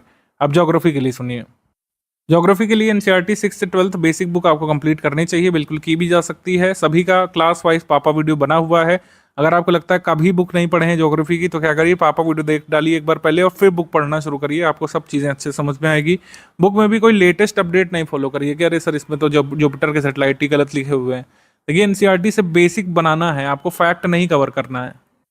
फैक्ट अवॉइड करिए। एनसीईआरटी में कोई फैक्ट लिखा हुआ है कि जो है भारत में इस राज्य में सबसे ज़्यादा ये पाया जाता है, उसको इग्नोर करिए। वो सब तो हम देंगे आपको मिसलेनियस में, सारे आंकड़े करंट अफेयर में सब चीज़ें कवर करेंगे। यहाँ पर बेसिक समझिए। बेसिक मतलब रिवर की अवधारणा क्या है, रिवर कहाँ से निकलती है, माउंटेन कैसे बनते हैं, टेथीस सी क्या है, हिमालय कैसे बने हैं, पेनिनसुलर प्लेट्यू कितने भागों में डिवाइडेड है, ये सब जो बेसिक चीज़ें जो कई बार आप लोग स्किप कर देते हैं, उसमें समस्या होती है। तो आपको समझ में आ गया होगा कि बेसिक बुक से बेसिक यहाँ पे कवर करना है। फैक्चुअल के लिए चिंता मत करिए, फैक्ट्स तो बहुत सारे आपको दिए जाएंगे कंपाइलेशन लिस्टिंग के फॉर्म में, आपको क्विज कराई जाएगी, टेस्ट सीरीज में बहुत सारे फैक्ट जो जरूरी वाले सब कराए जाएंगे। लेकिन अभी बेसिक बनाइए। बेसिक के बिना फिर फैक्ट तैयार करने में लोगों को बहुत समस्या होती है, जो अभी बैठे रहते हैं और फिर सोचते हैं कि बस क्या है कंपाइलेशन लिस्टिंग पढ़ के प्रीलिम्स निकाल देंगे। तो उनका क्या रहता है कि ना प्रीलिम्स अच्छे से निकल पाता है, मान लीजिए निकल भी गया तो वो मेंस का नहीं कर पाते हैं। बेसिक जरूरी है, इसके लिए बेसिक को इग्नोर नहीं करिए। मैं रिपीट कर देता हूँ, 6 से 12 तक की बेसिक बुक्स आपको एनसीईआरटी वाली न्यू जो दी गई हैं, जिसकी पीडीएफ आपको ग्रुप में दे दी गई है, हिंदी इंग्लिश में अलग अलग, उसको कवर कर लीजिए। उसके बाद स्टडी फॉर सिविल सर्विसेज की लिस्टिंग कंपाइलेशन यहाँ पे सफिशिएंट होगी। ज्योग्राफी के क्वेश्चन बैंक आप लगा सकते हैं, पीवाईक्यू लगा सकते हैं इसको कंप्लीट करने के बाद, और कंपाइलेशन लिस्टिंग का वेट कर लीजिए। जब तक नहीं होता तब तक इसको रिवाइज करते रहिए। पॉलिटी के लिए लक्ष्मीकांत सिर्फ एक किताब जो बताई गई, जो आपको बाहर से लेना है। लक्ष्मीकांत की बुक हम नहीं शेयर कर सकते हैं अपने पेड ग्रुप में, क्योंकि वो कॉपीराइटेड मटेरियल है, किसी और का कॉपीराइट है। आप उसको खुद परचेज करिए शॉप से। आप 6th एडिशन ले सकते हैं, 7th भी अब आ गया उसका। कुछ चैप्टर्स यूपीएससी के लिए जो जुड़े हैं 7th में, वो बहुत ज़्यादा इंपॉर्टेंट नहीं है, 6th से भी काम हो जाएगा जिनके पास 6th है। उससे आप बारीकी से समझने की कोशिश करिए। जो पॉलिटी है, इंडियन पॉलिटी का जो बेसिक्स है उसकी समझने की कोशिश करिए। प्रीलिम्स में ज़्यादातर लिस्टिंग्स और फैक्ट आते हैं, तो लेकिन जीएस पेपर 2 जो है उसके लिए अवधारणाएं बनाने के लिए बहुत ज़रूरी है लक्ष्मीकांत की रीडिंग। लक्ष्मीकांत की बुक पढ़ने के बाद पॉलिटी के टॉप 500 क्वेश्चन हमने प्रैक्टिस के लिए दिए हैं, उसको आप फॉलो कर सकते हैं। तब तक फिर कंपाइलेशन लिस्टिंग आ जाएगी, उससे आप प्रीलिम्स के लिए रिवाइज करते रहिए। विज्ञान के लिए स्टडी फॉर सिविल सर्विसेज के लिए पापा वीडियो की पीडीएफ हमने दे दी है, उससे आप बेसिक बनाइए। टॉप 600 एनसीईआरटी क्वेश्चंस दे दिए हैं एनसीईआरटी बुक्स के ही, उसको आप लगा सकते हैं। और कंपाइलेशन लिस्टिंग जो आ जाएगी प्रीलिम्स के लिए वही सफिशिएंट होगी। साइंस के लिए, साइंस की आपको बुक क्लास वाइज नहीं पढ़नी है, जो पापा वीडियो दिया गया है वही सफिशिएंट है। और पापा वीडियो नहीं पढ़ सकते हैं, पापा वीडियो की पीडीएफ भी हमने बना करके दे दी है। इन्वायरमेंट के लिए स्टडी फॉर सिविल सर्विस की समरी पीडीएफ, टॉप 400 क्वेश्चन फिलहाल दे दिए गए हैं, इससे इतना ही सफिशिएंट है अभी के लिए। स्टडी फॉर सिविल सर्विस की समरी से बेसिक बनाइए, क्वेश्चंस की प्रैक्टिस कर लीजिए।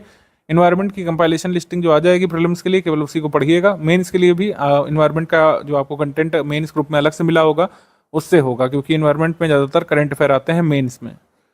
अर्थव्यवस्था के लिए हमने बताया क्लास 9 से 12 तक की मैक्रो इकोनॉमिक्स की समरी हमने दे दी है। अगर बुक पढ़ना चाहते हैं तो 9th की जरूर पढ़ लीजिए, अदरवाइज बुक्स आप स्किप करके जो ये समरी दी हुई है ना, इसको पढ़ लीजिए आप।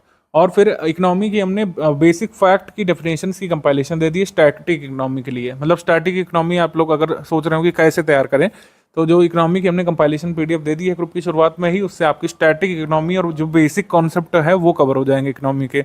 आप इन्फ्लेशन की डेफिनेशन नहीं जानते हैं, आप अगर WPI नहीं जानते हैं, कितने इंडेक्सेस आते हैं, कोर इंडस्ट्रीज भारत की कौन कौन सी है, भारत की इंडस्ट्रियल पॉलिसी कितनी बार रिवाइज हुई है, ये सारी चीज़ें सब इसमें बेसिक इकोनॉमी कंपाइलेशन में कवर करा दी गई है। तो करंट अफेयर इकोनॉमी का कैसे कवर होगा? करंट अफेयर कवर होगा जब यूनियन बजट, यूपी बजट, ये सब आपको नया दिया जाएगा। इकोनॉमिक सर्वे जो सरकार द्वारा नया जारी किया जाएगा 2025 वाला, वो दिया जाएगा। बजट 2025 वाला जरूरी है, हालांकि 24 वाला भी आपको मिल जाएगा रेफरेंस के लिए, अच्छे से समझने के लिए। जब बजट का हम बनाएंगे, क्योंकि चुनाव के बाद ही अब बजट आएगा, ये चुनाव का वर्ष है तो बजट फेब में नहीं आता, जुलाई में आता है। तो जुलाई तक जो बजट आएगा उसको हम लोग समराइज करके आपके ग्रुप में देंगे। बाकी करंट अफेयर के लिए हमने बता दिया, daily current affair basic understanding और मेंस की अंडरस्टैंडिंग के लिए पढ़ते रहिए। डेली अपडेट्स के लिए डेली करंट अफेयर का जो कह सकते हैं क्विज वगैरह है, ये शुरू हो जाएगा। क्विज ग्रुप आपका शुरू होगा 2024 के प्रीलिम्स होने के बाद, मतलब जुलाई एंड तक आप मान के चलिए आपका क्विज ग्रुप शुरू हो जाएगा। मंथली करंट अफेयर पीडीएफ हर माह के अंत में भेजी जाती है, प्रारंभिक परीक्षा में पूछे जाने वाले सवालों को कवर करती है, तो वो आपको कवर करते रहना है। जैसे जैसे दी जा रही है उसको कवर करते रहिए।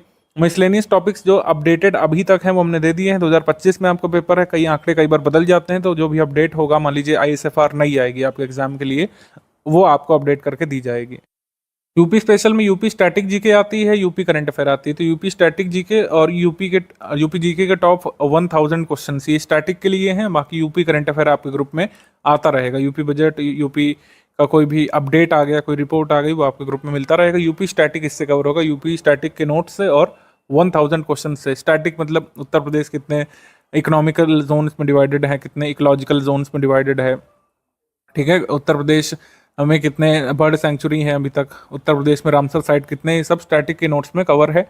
और उत्तर प्रदेश का जितना भी करंट अफेयर है वो आपको मंथली बेसिस पर मिलता रहेगा। तो आई होप अब सब्जेक्ट वाइज क्लियर होगा क्या कैसे करना है। प्रायोरिटी वगैरह अभी आप छोड़ सकते हैं, क्योंकि अभी एकदम तो नज़दीक है नहीं प्रीलिम्स, अभी काफ़ी टाइम है हमारे पास। अभी तो आपको स्टडी ओरिएंटेशन बनाना है, तो ये प्रायोरिटी वाला छोड़ दीजिए। अभी किस तरीके से कैसे सब्जेक्ट वाइज आपको स्टडी करना है ये समझिए। अगर आप 2025 के फुल पेड ग्रुप में हैं, या फिर ओनली टेस्ट सीरीज वाले ग्रुप में हैं, या फिर test series with current affair वाले पेड बैच में हैं, तो इस तरीके से आपके टेस्ट होंगे। 1 सितंबर 2024 से शुरू होगा। पहले सेक्शनल टेस्ट होने हैं, 20 section wise test, 15 full length test होने हैं। सेक्शनल टेस्ट इस तरीके से होंगे, एंशिएंट हिस्ट्री का पहले होगा। सब्जेक्ट या फिर जो आपको स्टडी मटेरियल तैयार करना है उसके बारे में लिखा है, R S Sharma basic NCERT book plus study for civil service summary. तो इस तरीके से आपका पहला टेस्ट होगा 7 को, फिर दूसरा है 13 सितंबर को बाद में। तो ये पूरी डेट दी हुई है। अब इसमें कुछ परिवर्तन हम लोग कर सकते हैं, कभी भी कोई अगर परिवर्तन होगा डेट्स में तो आपको मैसेज जो है आपके क्विज वाले ग्रुप में मिल जाएगा, या फिर आपको पेड ग्रुप में बता दिया जाएगा। जिस दिन टेस्ट होता है 8 बजे टेस्ट की पीडीएफ आपके ग्रुप में आती है। टेस्ट जो है हम ओएमआर फॉर्मेट में करवाते हैं, मतलब एक डमी ओएमआर आपको दिया जाएगा, उसमें आपको करना पड़ेगा।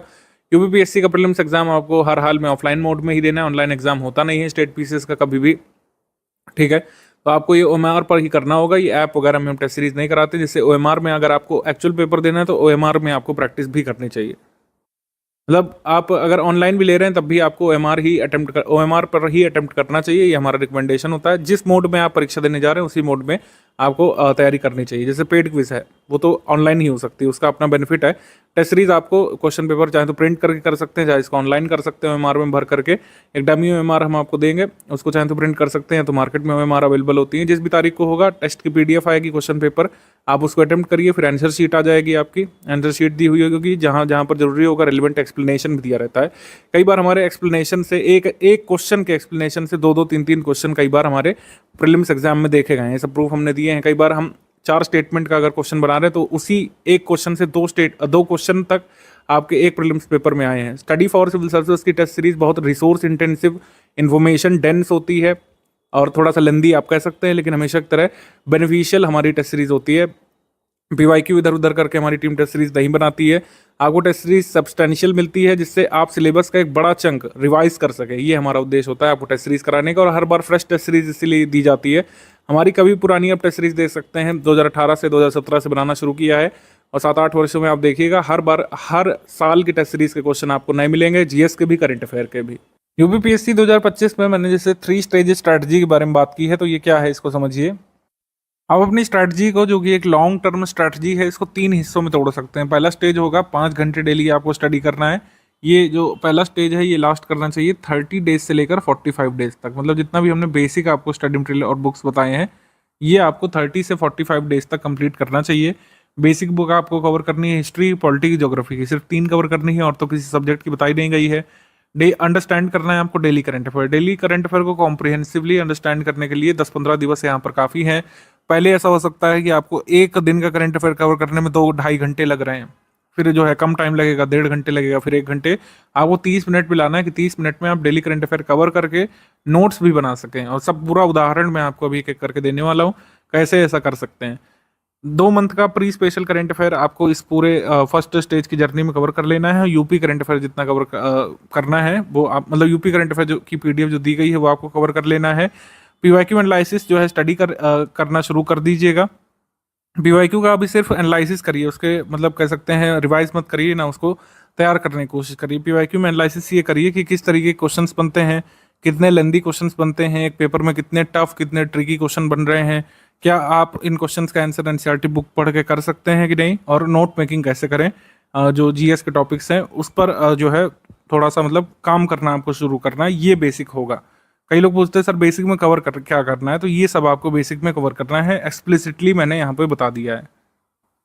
पीवाईक्यू एनालिसिस और नोट मेकिंग आपको करने की अवधारणा बनाना शुरू करना है। नोट मेकिंग अभी कैसे कर सकते हैं इसका उदाहरण मैं अभी देने जा रहा हूँ। सेकंड स्टेज में क्या करना है, सेकंड स्टेज में करना है कि जो बचा हुआ स्टडी मटेरियल है, जैसे इकोनॉमी की कंपाइलेशन है वो आपको स्टडी करनी है, इन्वायरमेंट की समरी जो है स्टडी कर लेनी है, उसके अलावा जो भी टॉपिक मिसलेनियस का कोई बच रहा है, कोई अलग पीडीएफ हमने गवर्नमेंट स्कीम वगैरह की दी है उसको रिवाइज करना शुरू करिए। एक्चुअल पीवाईक्यू स्टडी यहाँ से शुरू कर सकते हैं, पीवाईक्यू काफ़ी सारे हैं, इस वजह से एक बार सेकंड स्टेज में पढ़िए और एक बार फाइनली थर्ड स्टेज में। आपको टाइम ड्यूरेशन यहाँ पर डेली करंट अफेयर कवर करने का कम करना है, 20-25 मिनट में डेली करंट अफेयर यहाँ पर कवर करना शुरू कर दीजिएगा। और कोशिश करिए कि अब नोट मेकिंग ना करें, क्योंकि अब आप उतना अंडरस्टैंड कर चुके होंगे कि डेली करंट अफेयर में क्या क्या हमारे प्रीलिम्स के काम का है, क्या क्या मेंस के काम का है। आपको मेंस का स्टडी मटेरियल यहाँ पर पढ़ना शुरू कर देना चाहिए सेकंड स्टेज ऑफ प्रिपरेशन में, यानी कि प्रीलिम्स ग्रुप ज्वाइन करने के 50 दिवस बाद आप चाहें तो एडमिशन लेकर के हमारा मेंस ग्रुप में मेंस का जो एटलीस्ट कंटेंट है जीएस 1 से लेकर 6 तक का और हिंदी का, उसको पढ़ना शुरू कर दीजिए। मॉडल ऐसे देखना शुरू कर दीजिए। हिंदी में जो याद करने वाली चीज़ें हैं, जो फॉर्मेटिंग वाली चीज़ें हैं, जो कई सारे विलोम आपको याद करने होते हैं, वाक्यांश के लिए एक शब्द वो याद करना शुरू कर दीजिए। और 6 मंथ का प्री स्पेशल करंट अफेयर और यूपी करंट अफेयर आपका तैयार हो जाना चाहिए। क्विज प्रैक्टिस आपकी शुरू हो चुकी होगी जुलाई एंड से, उसको करना शुरू कर दीजिए। ये आपको सेकंड स्टेज में करना है। कई लोग ऐसे होंगे जो प्रीलिम्स ग्रुप के साथ ही मेंस ग्रुप में आ गए होंगे, तो कई लोग कंफ्यूज होंगे कि क्या मेंस की स्टडी पहले डे से शुरू करें, तो नहीं, मैं रिकमेंड करूंगा कि पहले आप बेसिक कवर कर लीजिए और फिर सेकंड स्टेज में प्रीलिम्स और मेंस के साथ साथ स्टडी करना शुरू करिए। यहाँ पर स्टडी ड्यूरेशन आपकी बढ़ेगी, इसीलिए 6 से 7 घंटे फिर आपको स्टडी करना पड़ेगा। थर्ड स्टेज की अगर मैं बात करूं तो कॉम्प्रिहेंसिवली आपको यूपीपीसीएस पीवाईक्यू टॉपिक वाइज जो दिए गए हैं वो आपको कवर करने होंगे, जो पीडीएफ ग्रुप में गिवन है। हमारी टेस्ट सीरीज आपको थॉरली स्टडी करनी पड़ेगी, जो आपको मिल चुकी होगी। पेड क्विज के सारे क्वेश्चंस फिर आपको लगाने पड़ेंगे। पेड क्विज में क्वेश्चंस की संख्या हम ऑलरेडी बढ़ा देते हैं जैसे ही प्रीलिम्स नजदीक होता है, और एमसीक्यू बैंक भी आपको फिर लगाना शुरू कर देना चाहिए। मल्टीपल टाइम्स कंपाइलेशन लिस्टिंग जो 6 वर्जन दी जा चुकी होगी, आपको उसका रिवीजन करना है बार बार लगातार। सो इसी तरीके से आपका जो है प्रीलिम्स कवर होगा। ये थर्ड स्टेज जो है कब से शुरू होगी, जब एग्जाम डेट अनाउंस हो चुकी होगी, उसके 80-90 दिवस जब बचे होंगे तब आप थर्ड स्टेज में आ जाएंगे प्रिपरेशन में। तो ये 3 स्टेज की हमारी स्ट्रेटजी है जो आपको फॉलो करना चाहिए। अभी जिन लोगों ने फॉलो किया है उनको काफ़ी लाभ मिला है 2024 वाले में। 2024 वाले से हमने 3 स्टेज की स्ट्रेटजी यहाँ पे इंट्रोड्यूस की थी और इससे काफ़ी लाभ जो है हमारे विद्यार्थियों को मिला है। तो टाइम फ्रेम यहाँ पर आपको क्लियर हो गया होगा। 30 से 45 डेज आपके कैलिबर पर डिपेंड करता है, ये बेसिक हो गया 30 से 45 डेज। ये जो सेकंड स्टेज है प्रीलिम्स की एग्जाम डेट से 90 डेज पहले तक खत्म हो जाना चाहिए, और लास्ट स्टेज जो है ये प्रीलिम्स की एग्जाम डेट 2025 से 90 दिवस पहले आपका एक्टिवेट हो जाना चाहिए। ये टाइम फ्रेम रफली आपको रखना है। आप तो चाहे तो इसका प्रिंट या पिक ले करके अपने फ़ोन में रख लीजिए, और ये टारगेट भी यहाँ पर लिखे हुए मोटा मोटा कि ये आपको फॉलो करना है। फर्स्ट स्टेज ऑफ प्रिपरेशन में नोट मेकिंग करनी चाहिए कि नहीं करनी चाहिए, करें तो कैसे करें, किस तरीके से करें, अभी पूरा हमको भान नहीं है। क्या क्या आता है, क्या क्या पूछा जा सकता है, सब कुछ इंपॉर्टेंट लगता है, क्या नोट करें क्या छोड़ें, ये कई लोग पूछते रहते हैं। तो मैं आपको बता दूं कि एक्चुअली ऐसा ही होता है। जब तक आप सिलेबस में गो थ्रू नहीं करेंगे, डीप डाइव नहीं करेंगे, आपको खुद नहीं समझ में आता है। हालांकि शुरुआत की जा सकती है। शुरुआत करने में ये कुछ टिप्स आप अपना सकते हैं। जो ऑलरेडी चीज़ें लिस्ट या टैबुलर फॉर्म में हैं उनको आप नोट नहीं करिए, उनको क्या करिए कि मल्टीपल टाइम्स रिवाइज करने की कोशिश करिए। मल्टीपल टाइम्स रिवीजन भी उतना ही कारगर मेथड होता है जैसे कि नोट मेकिंग।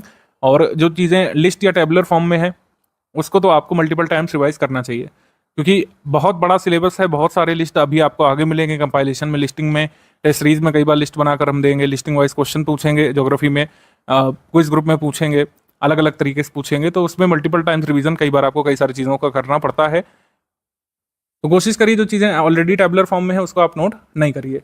दूसरी चीज़, मंथली करंट अफेयर पीडीएफ के नोट्स आपको मेरे हिसाब से नहीं बनाने चाहिए। इसको जितना बार आप रिवाइज करेंगे उतना ही अच्छा होगा। कुछ लोग ऐसा करते हैं कि लिख लिख के याद करते हैं, मतलब आपने कोई चीज़ पढ़ी उसको आपने रफ नोट कर लिया और याद किया, वो आप कर सकते हैं। ठीक है, रफ नोट्स चाहे तो बना सकते हैं। नोट्स जो बनाएंगे आप बाद में जिसको देखेंगे, जैसे रफ नोट्स से नहीं बनाते, कुछ लोग फेयर नोट्स बनाते हैं, मतलब नोट्स से ही रिवाइज करते हैं। तो नोट्स जब तक आपके शॉर्ट नहीं होंगे, क्रिस्प नहीं होंगे और रेलिवेंट नहीं होंगे, तब तक वो ज़्यादा काम का नहीं रहेगा यूपीपीसीएस के लिए, क्योंकि नोट करने को बहुत कुछ है। पीवाईक्यू के अनुसार आपके नोट्स होने चाहिए। इसी वजह से मैंने कहा कि जैसे जैसे सब्जेक्ट वाइज स्टडी करेंगे, थोड़ा थोड़ा पीवाईक्यू एनालिसिस करेंगे, सेकंड स्टेज तक आते आते खुद ही नोट मेकिंग आप अच्छे से सीख जाएंगे। मैं आपको एक उदाहरण देता हूँ तो आपको और अच्छे से मेरी बात समझ में आएगी। 17 मई 2024 की करंट अफेयर पीडीएफ सपोज आपको मिलती है। इसके नंबर ऑफ पेजेस 11 हो रहे हैं, 11 से 15 के बीच रहता है, ज़्यादा न्यूज़ होती है तो 15, वैसे 11। शुरू के 2 पेज यहाँ पर प्रमोशन के होते हैं और सेकंड पेज पर ये डेली टॉपिक की लिस्ट भी होती है। तो इसको अगर हम देखें तो 4 टॉपिक हैं, कभी 5 होते हैं, कभी 6 होते हैं। 4 टॉपिक में 11 पेज है और ये बाइलिंगुअल है। आप ध्यान रखिए हर चीज़ हिंदी और इंग्लिश में है। तो टॉपिक के नाम हिंदी इंग्लिश में है, पूरा जो कंटेंट है नीचे का वो हिंदी इंग्लिश में 2 साइड है। तो इसको आप आधा मानिए एक लैंग्वेज में, 4.5 पेज मानिए, 4.5 पेज को हमको मैक्सिमम टू मैक्सिमम आधे पेज में, एक पेज में नोट करने की आदत बनानी है। आप ये मान के चलिए कि जितना भी आप पेज पढ़ रहे हैं, मान लीजिए आप 100 पेज अगर कवर कर रहे हैं रीडिंग में, उसका नोट मेकिंग जो है 5 से 10 पेजेस के भीतर ही होना चाहिए, इससे ज़्यादा होना ही नहीं चाहिए। ठीक है। अब आपको लगेगा कि सर हमें तो पता नहीं कैसे नोट करना है, कैसे पता चलेगा कि इंपॉर्टेंट क्या है, तो मैं बता रहा हूँ आपको कि ये आप रेगुलरली जब चीज़ों से गो थ्रू होंगे, जब फर्स्ट स्टेज खत्म कर रहे होंगे, जो बेसिक बुक बताया गया है उसका रीडिंग खत्म कर रहे होंगे, तब जाकर के आप नोट मेकिंग की पोजीशन पर आएंगे। पहले दिन से कोई भी नोट मेकिंग अच्छा नहीं करता है, ना ही कोई कर सकता है। आप ना हम ना कोई एजुकेटर ना कोई एस्पायरेंट जो सिलेक्ट हुए भी होंगे, उन्होंने पहले दिन से सबसे अच्छा नोट नहीं बनाया होगा। तो नोट मेकिंग एक ग्रेजुअल प्रोसेस है, आप अपने आप में सुधार खुद देखेंगे। इनसाइट मैं आपको देने जा रहा हूँ किस तरीके से नोट कर सकते हैं अगर आप बेसिक पढ़े हुए हो तो। नोट मेकिंग के बेसिक 3 सोपान है। सबसे पहले तो आप रीड करिए, अंडरस्टैंड करिए, जो लिखा गया है उसको समझने की कोशिश करिए और फिर लिखिए। नोट आपके तभी बड़े हो जाते हैं जब आप मतलब पढ़ते हुए लिखते जाते हैं, तो वो जो है बड़े नोट बन जाते हैं, कई बार रेलिवेंट नहीं रहते हैं।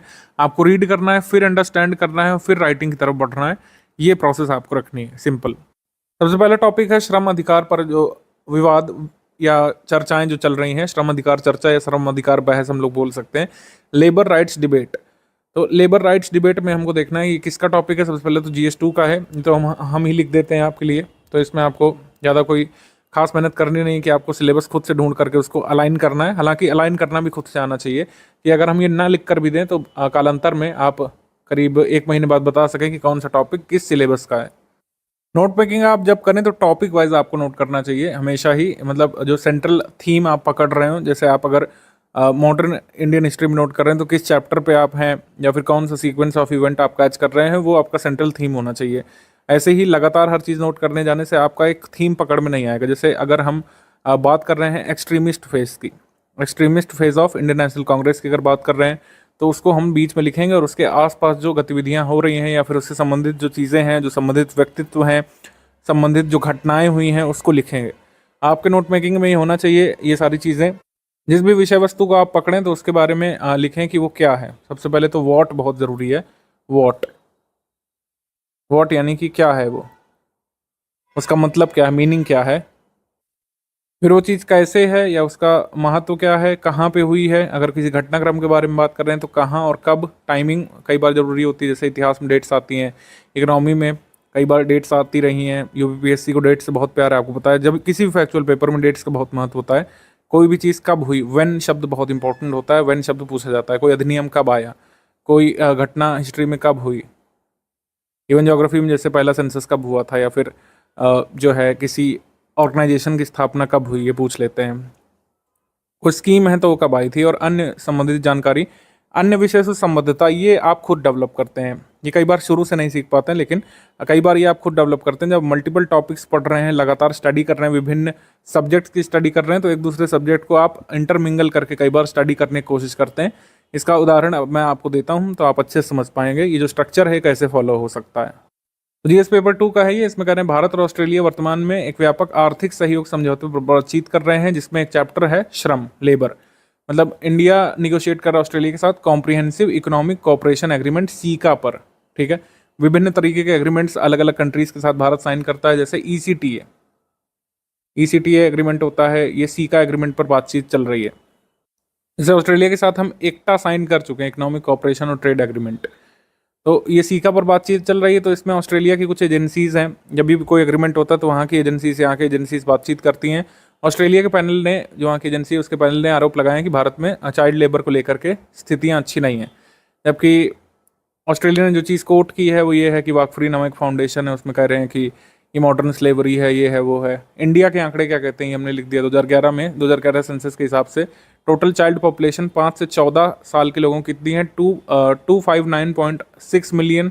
इनमें से 10.1 मिलियन यानी कि टोटल चाइल्ड पॉपुलेशन का करीब 3.9% ये मेन वर्कर या मार्जिनल वर्कर के रूप में काम कर रहा था। अब इंडिया ने भी इसमें रिस्पांस दिया है कि इंडिया जो है चाइल्ड लेबर को लेकर काफ़ी सक्रिय। इवन लेबर लॉज भारत में जो है उसके बारे में बताया गया है। जैसे bonded labour abolition act 1976 ensure करता है कि यूनियंस जो है किसी भी वर्कर के राइट्स का हरासमेंट ना करें। तो ऐसे ही जो मेन लोकस हमारा इसमें समझ में आता है कि पूरी न्यूज़ में इंडिया क्या कह रहा है, ऑस्ट्रेलिया क्या कह रहा है, ज़्यादा जरूरी है बैकग्राउंड, और जो लीगल फ्रेमवर्क अभी इस समय अवेलेबल है इंडिया के पास चाइल्ड लेबर से या फोर्स्ड लेबर से निपटने के लिए, उसके बारे में हमको स्टडी करना होगा। स्टडी क्या करना होगा, बेसिकली फैक्ट कलेक्ट करने होंगे यहाँ पे। अब आप सोच रहे होंगे हमको कैसे समझ में आएगा कि बाकी सारी चीज़ें नहीं जरूरी हैं, भारत में श्रम कानून संबंधी लीगल फ्रेमवर्क ही जरूरी है, उसमें भी सिर्फ फैक्ट कि कौन सा अधिनियम कब आया था, तो ये सब PYQ देखने से आएगा। तो ये मैंने बताया कि जैसे जैसे स्टडीज़ में आगे बढ़ेंगे ना, उसी तरीके से आपको चीज़ें समझ में आएंगी कि लेजिस्लेशन का जो ईयर है वो इंपॉर्टेंट है। बार बार आप देखेंगे PYQ में ईयर पूछ रहा है, ये एक्ट कब आया उसका ईयर पूछ रहा है, ये एक्ट कब आया उसका ईयर, कई बार 4 एक्ट दे देगा और आपसे क्रोनोलॉजी में लगाने को आएगा कि ये एक्ट्स आप क्रोनोलॉजी में लगाइए, 1 2 3 4 है कि 3 4 2 1 है, इस तरीके से। तो ये पढ़ते हुए आपको समझ में आएगा। इसकी नोट मेकिंग कैसे कर सकते हैं, ILO को शामिल करते हुए, labour regulations framework in India को शामिल करते हुए कैसे एक बेसिक नोट ऐसा बना सकते हैं जो हम आगे रिवाइज भी कर सकें।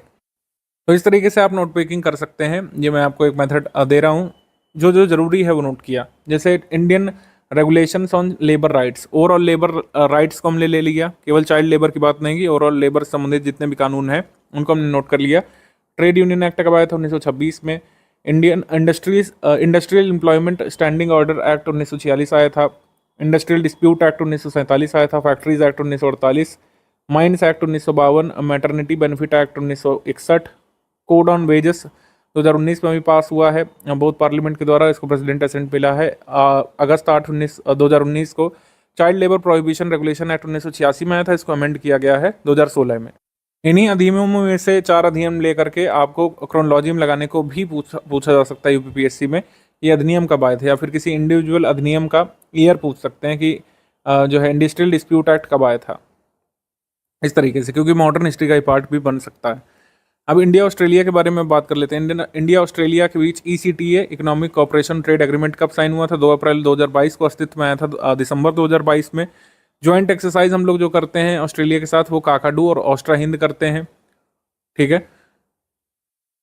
इंडिया जो है ये क्वाड का एक मेंबर है, फाउंडर मेंबर है क्वाड का, और क्वाड की जो एक्सरसाइज होती है उसको मालाबार बोलते हैं, ये आप नोट कर सकते हैं। ये थोड़ी सी जगह मैंने खाली छोड़ी है, खाली इसलिए छोड़ी कि बाकी कोई अदर डेवलपिंग इवेंट हुआ या फिर ऑस्ट्रेलिया के बारे में कोई न्यूज़ आती है, या फिर अगर आप कुछ स्टैटिक नोट करना चाहते हैं ऑस्ट्रेलिया के बारे में, आप डेली करंट अफेयर पढ़ रहे थे ज्योग्राफी पढ़ते समय, आपको ऑस्ट्रेलिया के बारे में यहाँ पे कुछ जानकारी मिली, आप उसको यहाँ पे नोट कर सकते हैं। ऑस्ट्रेलिया की कोई नदी चर्चा में आ गई बाद में, या फिर आपने स्टैटिक ही पढ़ा, ऑस्ट्रेलिया में बैरियर रीफ के बारे में पढ़ा, उसके बारे में आपने नोट कर लिया, ठीक है। आपने ऑस्ट्रेलिया के डेजर्ट के बारे में पढ़ा, उसके बारे में नोट कर लिया। रिवर्स के बारे में, मिनरल्स के बारे में, ऑस्ट्रेलिया में कौन कौन से मिनरल्स किस रीजन में पाए जाते हैं, ये सब। इस तरीके से खाली जगह भी कई जगह पर आप चाहें तो छोड़ सकते हैं बात के लिए।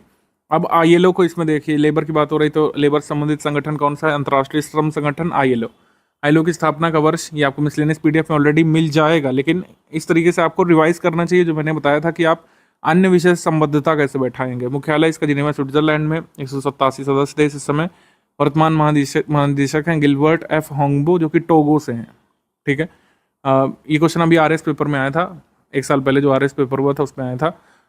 अब ILO की बात चलिए, तो ILO के बारे में थोड़ा सा आपको पता होना चाहिए कि जो ट्रीटी ऑफ वर्सलिस हुई थी, ट्रीटी ऑफ वर्सलिस, जिससे फर्स्ट वर्ल्ड वॉर ख़त्म हुआ था, उसमें एक टर्म ये भी था कि ILO की स्थापना होगी। तो ILO की स्थापना होती है 1919 में, लेकिन ये 1946 में UN का बॉडी बनता है, UN की एजेंसी ये बनता है 1946 में।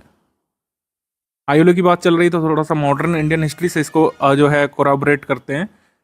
मॉडर्न हिस्ट्री में ILO का सिग्निफिकेंस क्या है, मॉडर्न हिस्ट्री में जब आप नॉन कॉपरेशन अराउंड पढ़ रहे होंगे, event non cooperation around event जो पढ़ रहे होंगे, 1919 में एक समिट हुई थी, पहली समिट हुई थी कह सकते हैं, पहली कॉन्फ्रेंस हुई थी ILO की, ILO वॉशिंगटन कॉन्फ्रेंस। इसमें किसने पार्टिसिपेट किया था भारत की तरफ से, all India trade union Congress से NM जोशी ने पार्टिसिपेट किया था। इस तरीके से ये PYQ है, UPPSC 2020 का है। इस तरीके से आपके नोट इनरिच होंगे, और जैसे जैसे समय बढ़ता जाएगा नोट इनरिच होते जाएंगे। तो अगर पहले एक हफ्ते में नोट कर रहे हैं, थोड़ी थोड़ी खाली जगह भी छोड़ते रहिएगा। अब सेकंड न्यूज़ पे आ जाते हैं। यहाँ पर ट्रिप्स के बारे में बेसिकली बात हो रही है। तो ट्रिप्स से किससे संबंध है? WTO से। WTO के मेंबर्स ने अभी 30वीं एनिवर्सरी यहाँ पर बनाई है ट्रिप्स पर एग्रीमेंट जो साइन हुआ था उसके लिए। आपको पता होना चाहिए या फिर धीरे धीरे आप सीखेंगे, मिसलेनियस की PDF में देखेंगे कि सीरीज ऑफ एग्रीमेंट्स जो हुए थे, करीब 6 एग्रीमेंट्स हुए थे WTO के बनने से पहले। WTO के बनने से पहले जो ऑर्गेनाइजेशन या जो व्यवस्था अस्तित्व में थी उसको GATT बोला जाता है, GATT, ठीक है। जनवरी 1995 को माराकीश में हुए कह सकते हैं एग्रीमेंट के बाद WTO अस्तित्व में आ जाता है। ट्रिप्स एग्रीमेंट के बारे में फिर बताया गया है कि किस तरीके से इवॉल्व होता है। पेरिस कन्वेंशन ये फर्स्ट स्टेप था इंटेलेक्चुअल प्रॉपर्टी राइट को या इंटेलेक्चुअल वर्क को प्रोटेक्ट करने के लिए। फिर ट्रिप्स के बारे में थोड़ा सा दिया हुआ है कि कैसे ये काम करता है, फिर इसके चैलेंजेस दिए हुए हैं, ठीक है। फिर बाद में वे फॉरवर्ड दिया कैसे इसको कर सकते हैं। तो मेन्स ओरिएंटेड कंटेंट ही ज़्यादा है, इससे प्रीलिम्स वाला निकालते हैं। इस न्यूज़ में जो सबसे ज़रूरी पोर्शन है वो क्या है? ट्रिप्स के बारे में कि ये किससे संबंधित है। YF और IPR ये क्या है? क्या ये एक एग्रीमेंट है बेसिकली, ठीक है। इंपॉर्टेंस क्या है? One of the 6 agreements that led to the creation of WTO। यहाँ पर हमने स्पष्ट तौर पर लिख भी दिया है इसलिए। अभी IP से संबंधित है, IPR इंटेलेक्चुअल प्रॉपर्टी राइट की बात हो रही। तो किसी को अगर IP नहीं पता तो सबसे पहले उसको पता होना चाहिए intellectual property is associated with human brain applied for creativity and invention. Creativity and invention दो टर्म इंपॉर्टेंट है। Various efforts in input of a manpower, time, energy, skill, money are required to invent or create something as per law. Legal right or monopoly right are given to creator or innovator to harvest the economic benefit of their invention or creation. कहने का मतलब है कि अगर कोई invention करता है, किसी चीज़ का कोई आविष्कार करता है, तो उसको एक मोनोपोली मिलती है या फिर लीगल राइट मिलता है कि उस इन्वेंशन से जो भी पैसा वो बनाना चाहे या फिर जो अदर तरीके का बेनिफिट वो कमाना चाहे, इसका मोनोपोली उसके पास रहेगा, कोई दूसरा उससे छीन ना ले या फिर उसके क्रिएशन को चोरी ना कर ले। बाकी WTO के बारे में लिख दिया थोड़ा सा। 1 जनवरी 1995 को माराकीश समझौते के तहत अस्तित्व में आया था। 123 नेशंस ने इसको साइन किया था। 15 अप्रैल 1994 को GATT को इसने रिप्लेस कर लिया था, general agreement on trade and tariff. अभी भी देखिए मेरे A4 साइज के कागज में इतनी जगह बची हुई है कि 2 टॉपिक आसानी से नोट किए जा सकते हैं। अगर कभी भी कोई देश के बारे में अगर चीज़ नोट कर रहे हैं, जैसे वियतनाम के बारे में अगली न्यूज़ है, तो वियतनाम का आपको मैप जरूर स्टडी करना है, ठीक है। मैप अपने रूम में जरूर लगा होना चाहिए। हर एस्पिरेंट के पास एक मैप तो होता ही है, होना चाहिए आपके पास, और उसको पढ़ना भी है। सिर्फ लगे के लिए लगाने के लिए नहीं होना चाहिए कि घर में लगा है या कमरे में लगा है या टेबल के पास लगा है, उसको पढ़ना भी है, अध्ययन करना है कि अगर वियतनाम चर्चा में है, वियतनाम के बारे में बाकी चीज़ें तो ठीक है, लेकिन रिवर्स कौन कौन सी वहाँ पे ज़रूरी वाली हैं, और क्या वहाँ पे कोई इंपॉर्टेंट माउंटेन या वोल्केनो है, वो सीमा साझा कर रहा है, किस देश से सीमा साझा कर रहा है, या फिर किस नदी से मतलब माफ़ कीजिएगा किस ओशन से या किस सी से लगा हुआ है, वहाँ पर क्या कोई लोकल विंड भी बहती है, वहाँ पर क्या इंपॉर्टेंट मिनरल्स भी पाए जाते हैं। हालांकि ज्योग्राफी में सब अलग से पढ़ना है, लेकिन जब आप ज्योग्राफी पढ़ चुके होंगे तब डेली करंट अफेयर में जो चीज़ आएगी उससे आप रिवाइज करेंगे। इस तरीके से जो है नोट मेकिंग की जाएगी और इस तरीके से की जानी चाहिए। वियतनाम के बारे में जैसे इसमें बात कर रहे हैं हम लोग, वियतनाम को आपको अपने मैप में देखना चाहिए। वियतनाम की जो कैपिटल है वो हनोई है, हनोई, ये आपको लर्न करना है। ये किसको फेस कर रहा है? अपने ईस्टर्न साइड में साउथ चाइना सी को। बॉर्डर किसको कर रहा है? कैम्बोडिया को कर रहा है, लाओस को कर रहा है, और चाइना को भी बॉर्डर कर रहा है। तो ये आपको इसमें लर्न करना है। तो इस तरीके से आपको डेली 5-6 घंटे की स्टडी अब शुरू कर लेनी चाहिए। प्रारंभिक परीक्षा हो यानी प्रीलिम्स एग्जाम या मुख्य परीक्षा मेंस एग्जाम हो, दोनों की ही अप्रोच अलग अलग होती है, लेकिन स्टडी दोनों में ही आपको कॉम्प्रिहेंसिवली करना पड़ेगा। तो लोग मेंस ग्रुप में आपको हमने बता दिया कि आपको सेकंड स्टेज ऑफ प्रिपरेशन में मेंस का देखना शुरू कर देना चाहिए। बाकी कोई भी आपका डाउट है, जो लोग फुल पेड ग्रुप में है वो अपना डाउट कहाँ पूछेंगे, मैंने बताया। आप अपने डाउट क्लियरेंस वाले ग्रुप में अपना डाउट पूछेंगे और विद इन 6 आवर्स एडमिन आपको रिस्पॉन्ड करके आपका डाउट सॉल्व करने का पूरा प्रयास करेंगे। आपको वीडियो फॉर्मेट में, पिक फॉर्मेट में, जैसे भी पॉसिबल होगा आपको डाउट सॉल्व करके देंगे। आपका डाउट बशर्ते UPPSC प्रीलिम सिलेबस से संबंधित होना चाहिए। अगर आपका डाउट ऐसे ग्रुप का है जिसमें डिस्कशन ग्रुप का सपोर्ट नहीं है, जैसे टेस्ट सीरीज वाला ग्रुप है या फिर ओनली स्टडी मटेरियल वाला ग्रुप है, तो आप इस गिवन नंबर पर स्क्रीनशॉट के साथ अपना डाउट भेज सकते हैं। 24 आवर्स के भीतर इस डाउट को भी सॉल्व करने का पूरा प्रयास हमारी टीम करेगी। अच्छा, PYQ के बारे में आपको एक चीज़ क्लियर कर दूं कि जितने भी स्टडी फॉर सिविल सर्विस की PYQ कंपाइलेशन है, एक ही है, हमने दिया है, टॉपिक वाइज है, और एक आपको दिया है अब पेपर वाइज, तो पहले पेपर वाइज देखिएगा फर्स्ट स्टेज ऑफ प्रिपरेशन में, सेकंड स्टेज में टॉपिक वाइज जो दिया है वही पढ़िएगा यहाँ पे।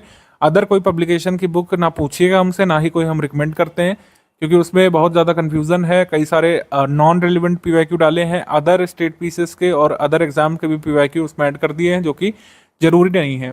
अच्छा, कई मिथ भी जुड़े हुए हैं इससे, तो आप समझ लीजिए कि पिछले 10 साल के पीवाईक्यू कंप्लीट करके जो सिलेबस कंप्लीट करने का सपना देख रहे हैं आप भूल जाइए। सिलेबस का एक भाग है पीवाईक्यू, सिलेबस समझने में हेल्प करते हैं आपके पीवाईक्यू, लेकिन पीवाईक्यू से पूरा सिलेबस कंप्लीट नहीं किया जा सकता है। तो पीवाईक्यू आपको विषयों को समझने में हेल्प करेगा, हमारे स्टडी मटेरियल को कंप्लीट करने में हेल्प करेगा और विभिन्न तरीके से आपको लाभ पहुंचा सकता है। लेकिन सिर्फ पीवाईक्यू के भरोसे आप अपना प्रीलिम्स का एग्जाम क्लियर नहीं कर सकते हैं, इसको समझिए और जो स्ट्रैटेजी बनाई गई है उसी हिसाब से फॉलो करना यहाँ पे शुरू कर लीजिए।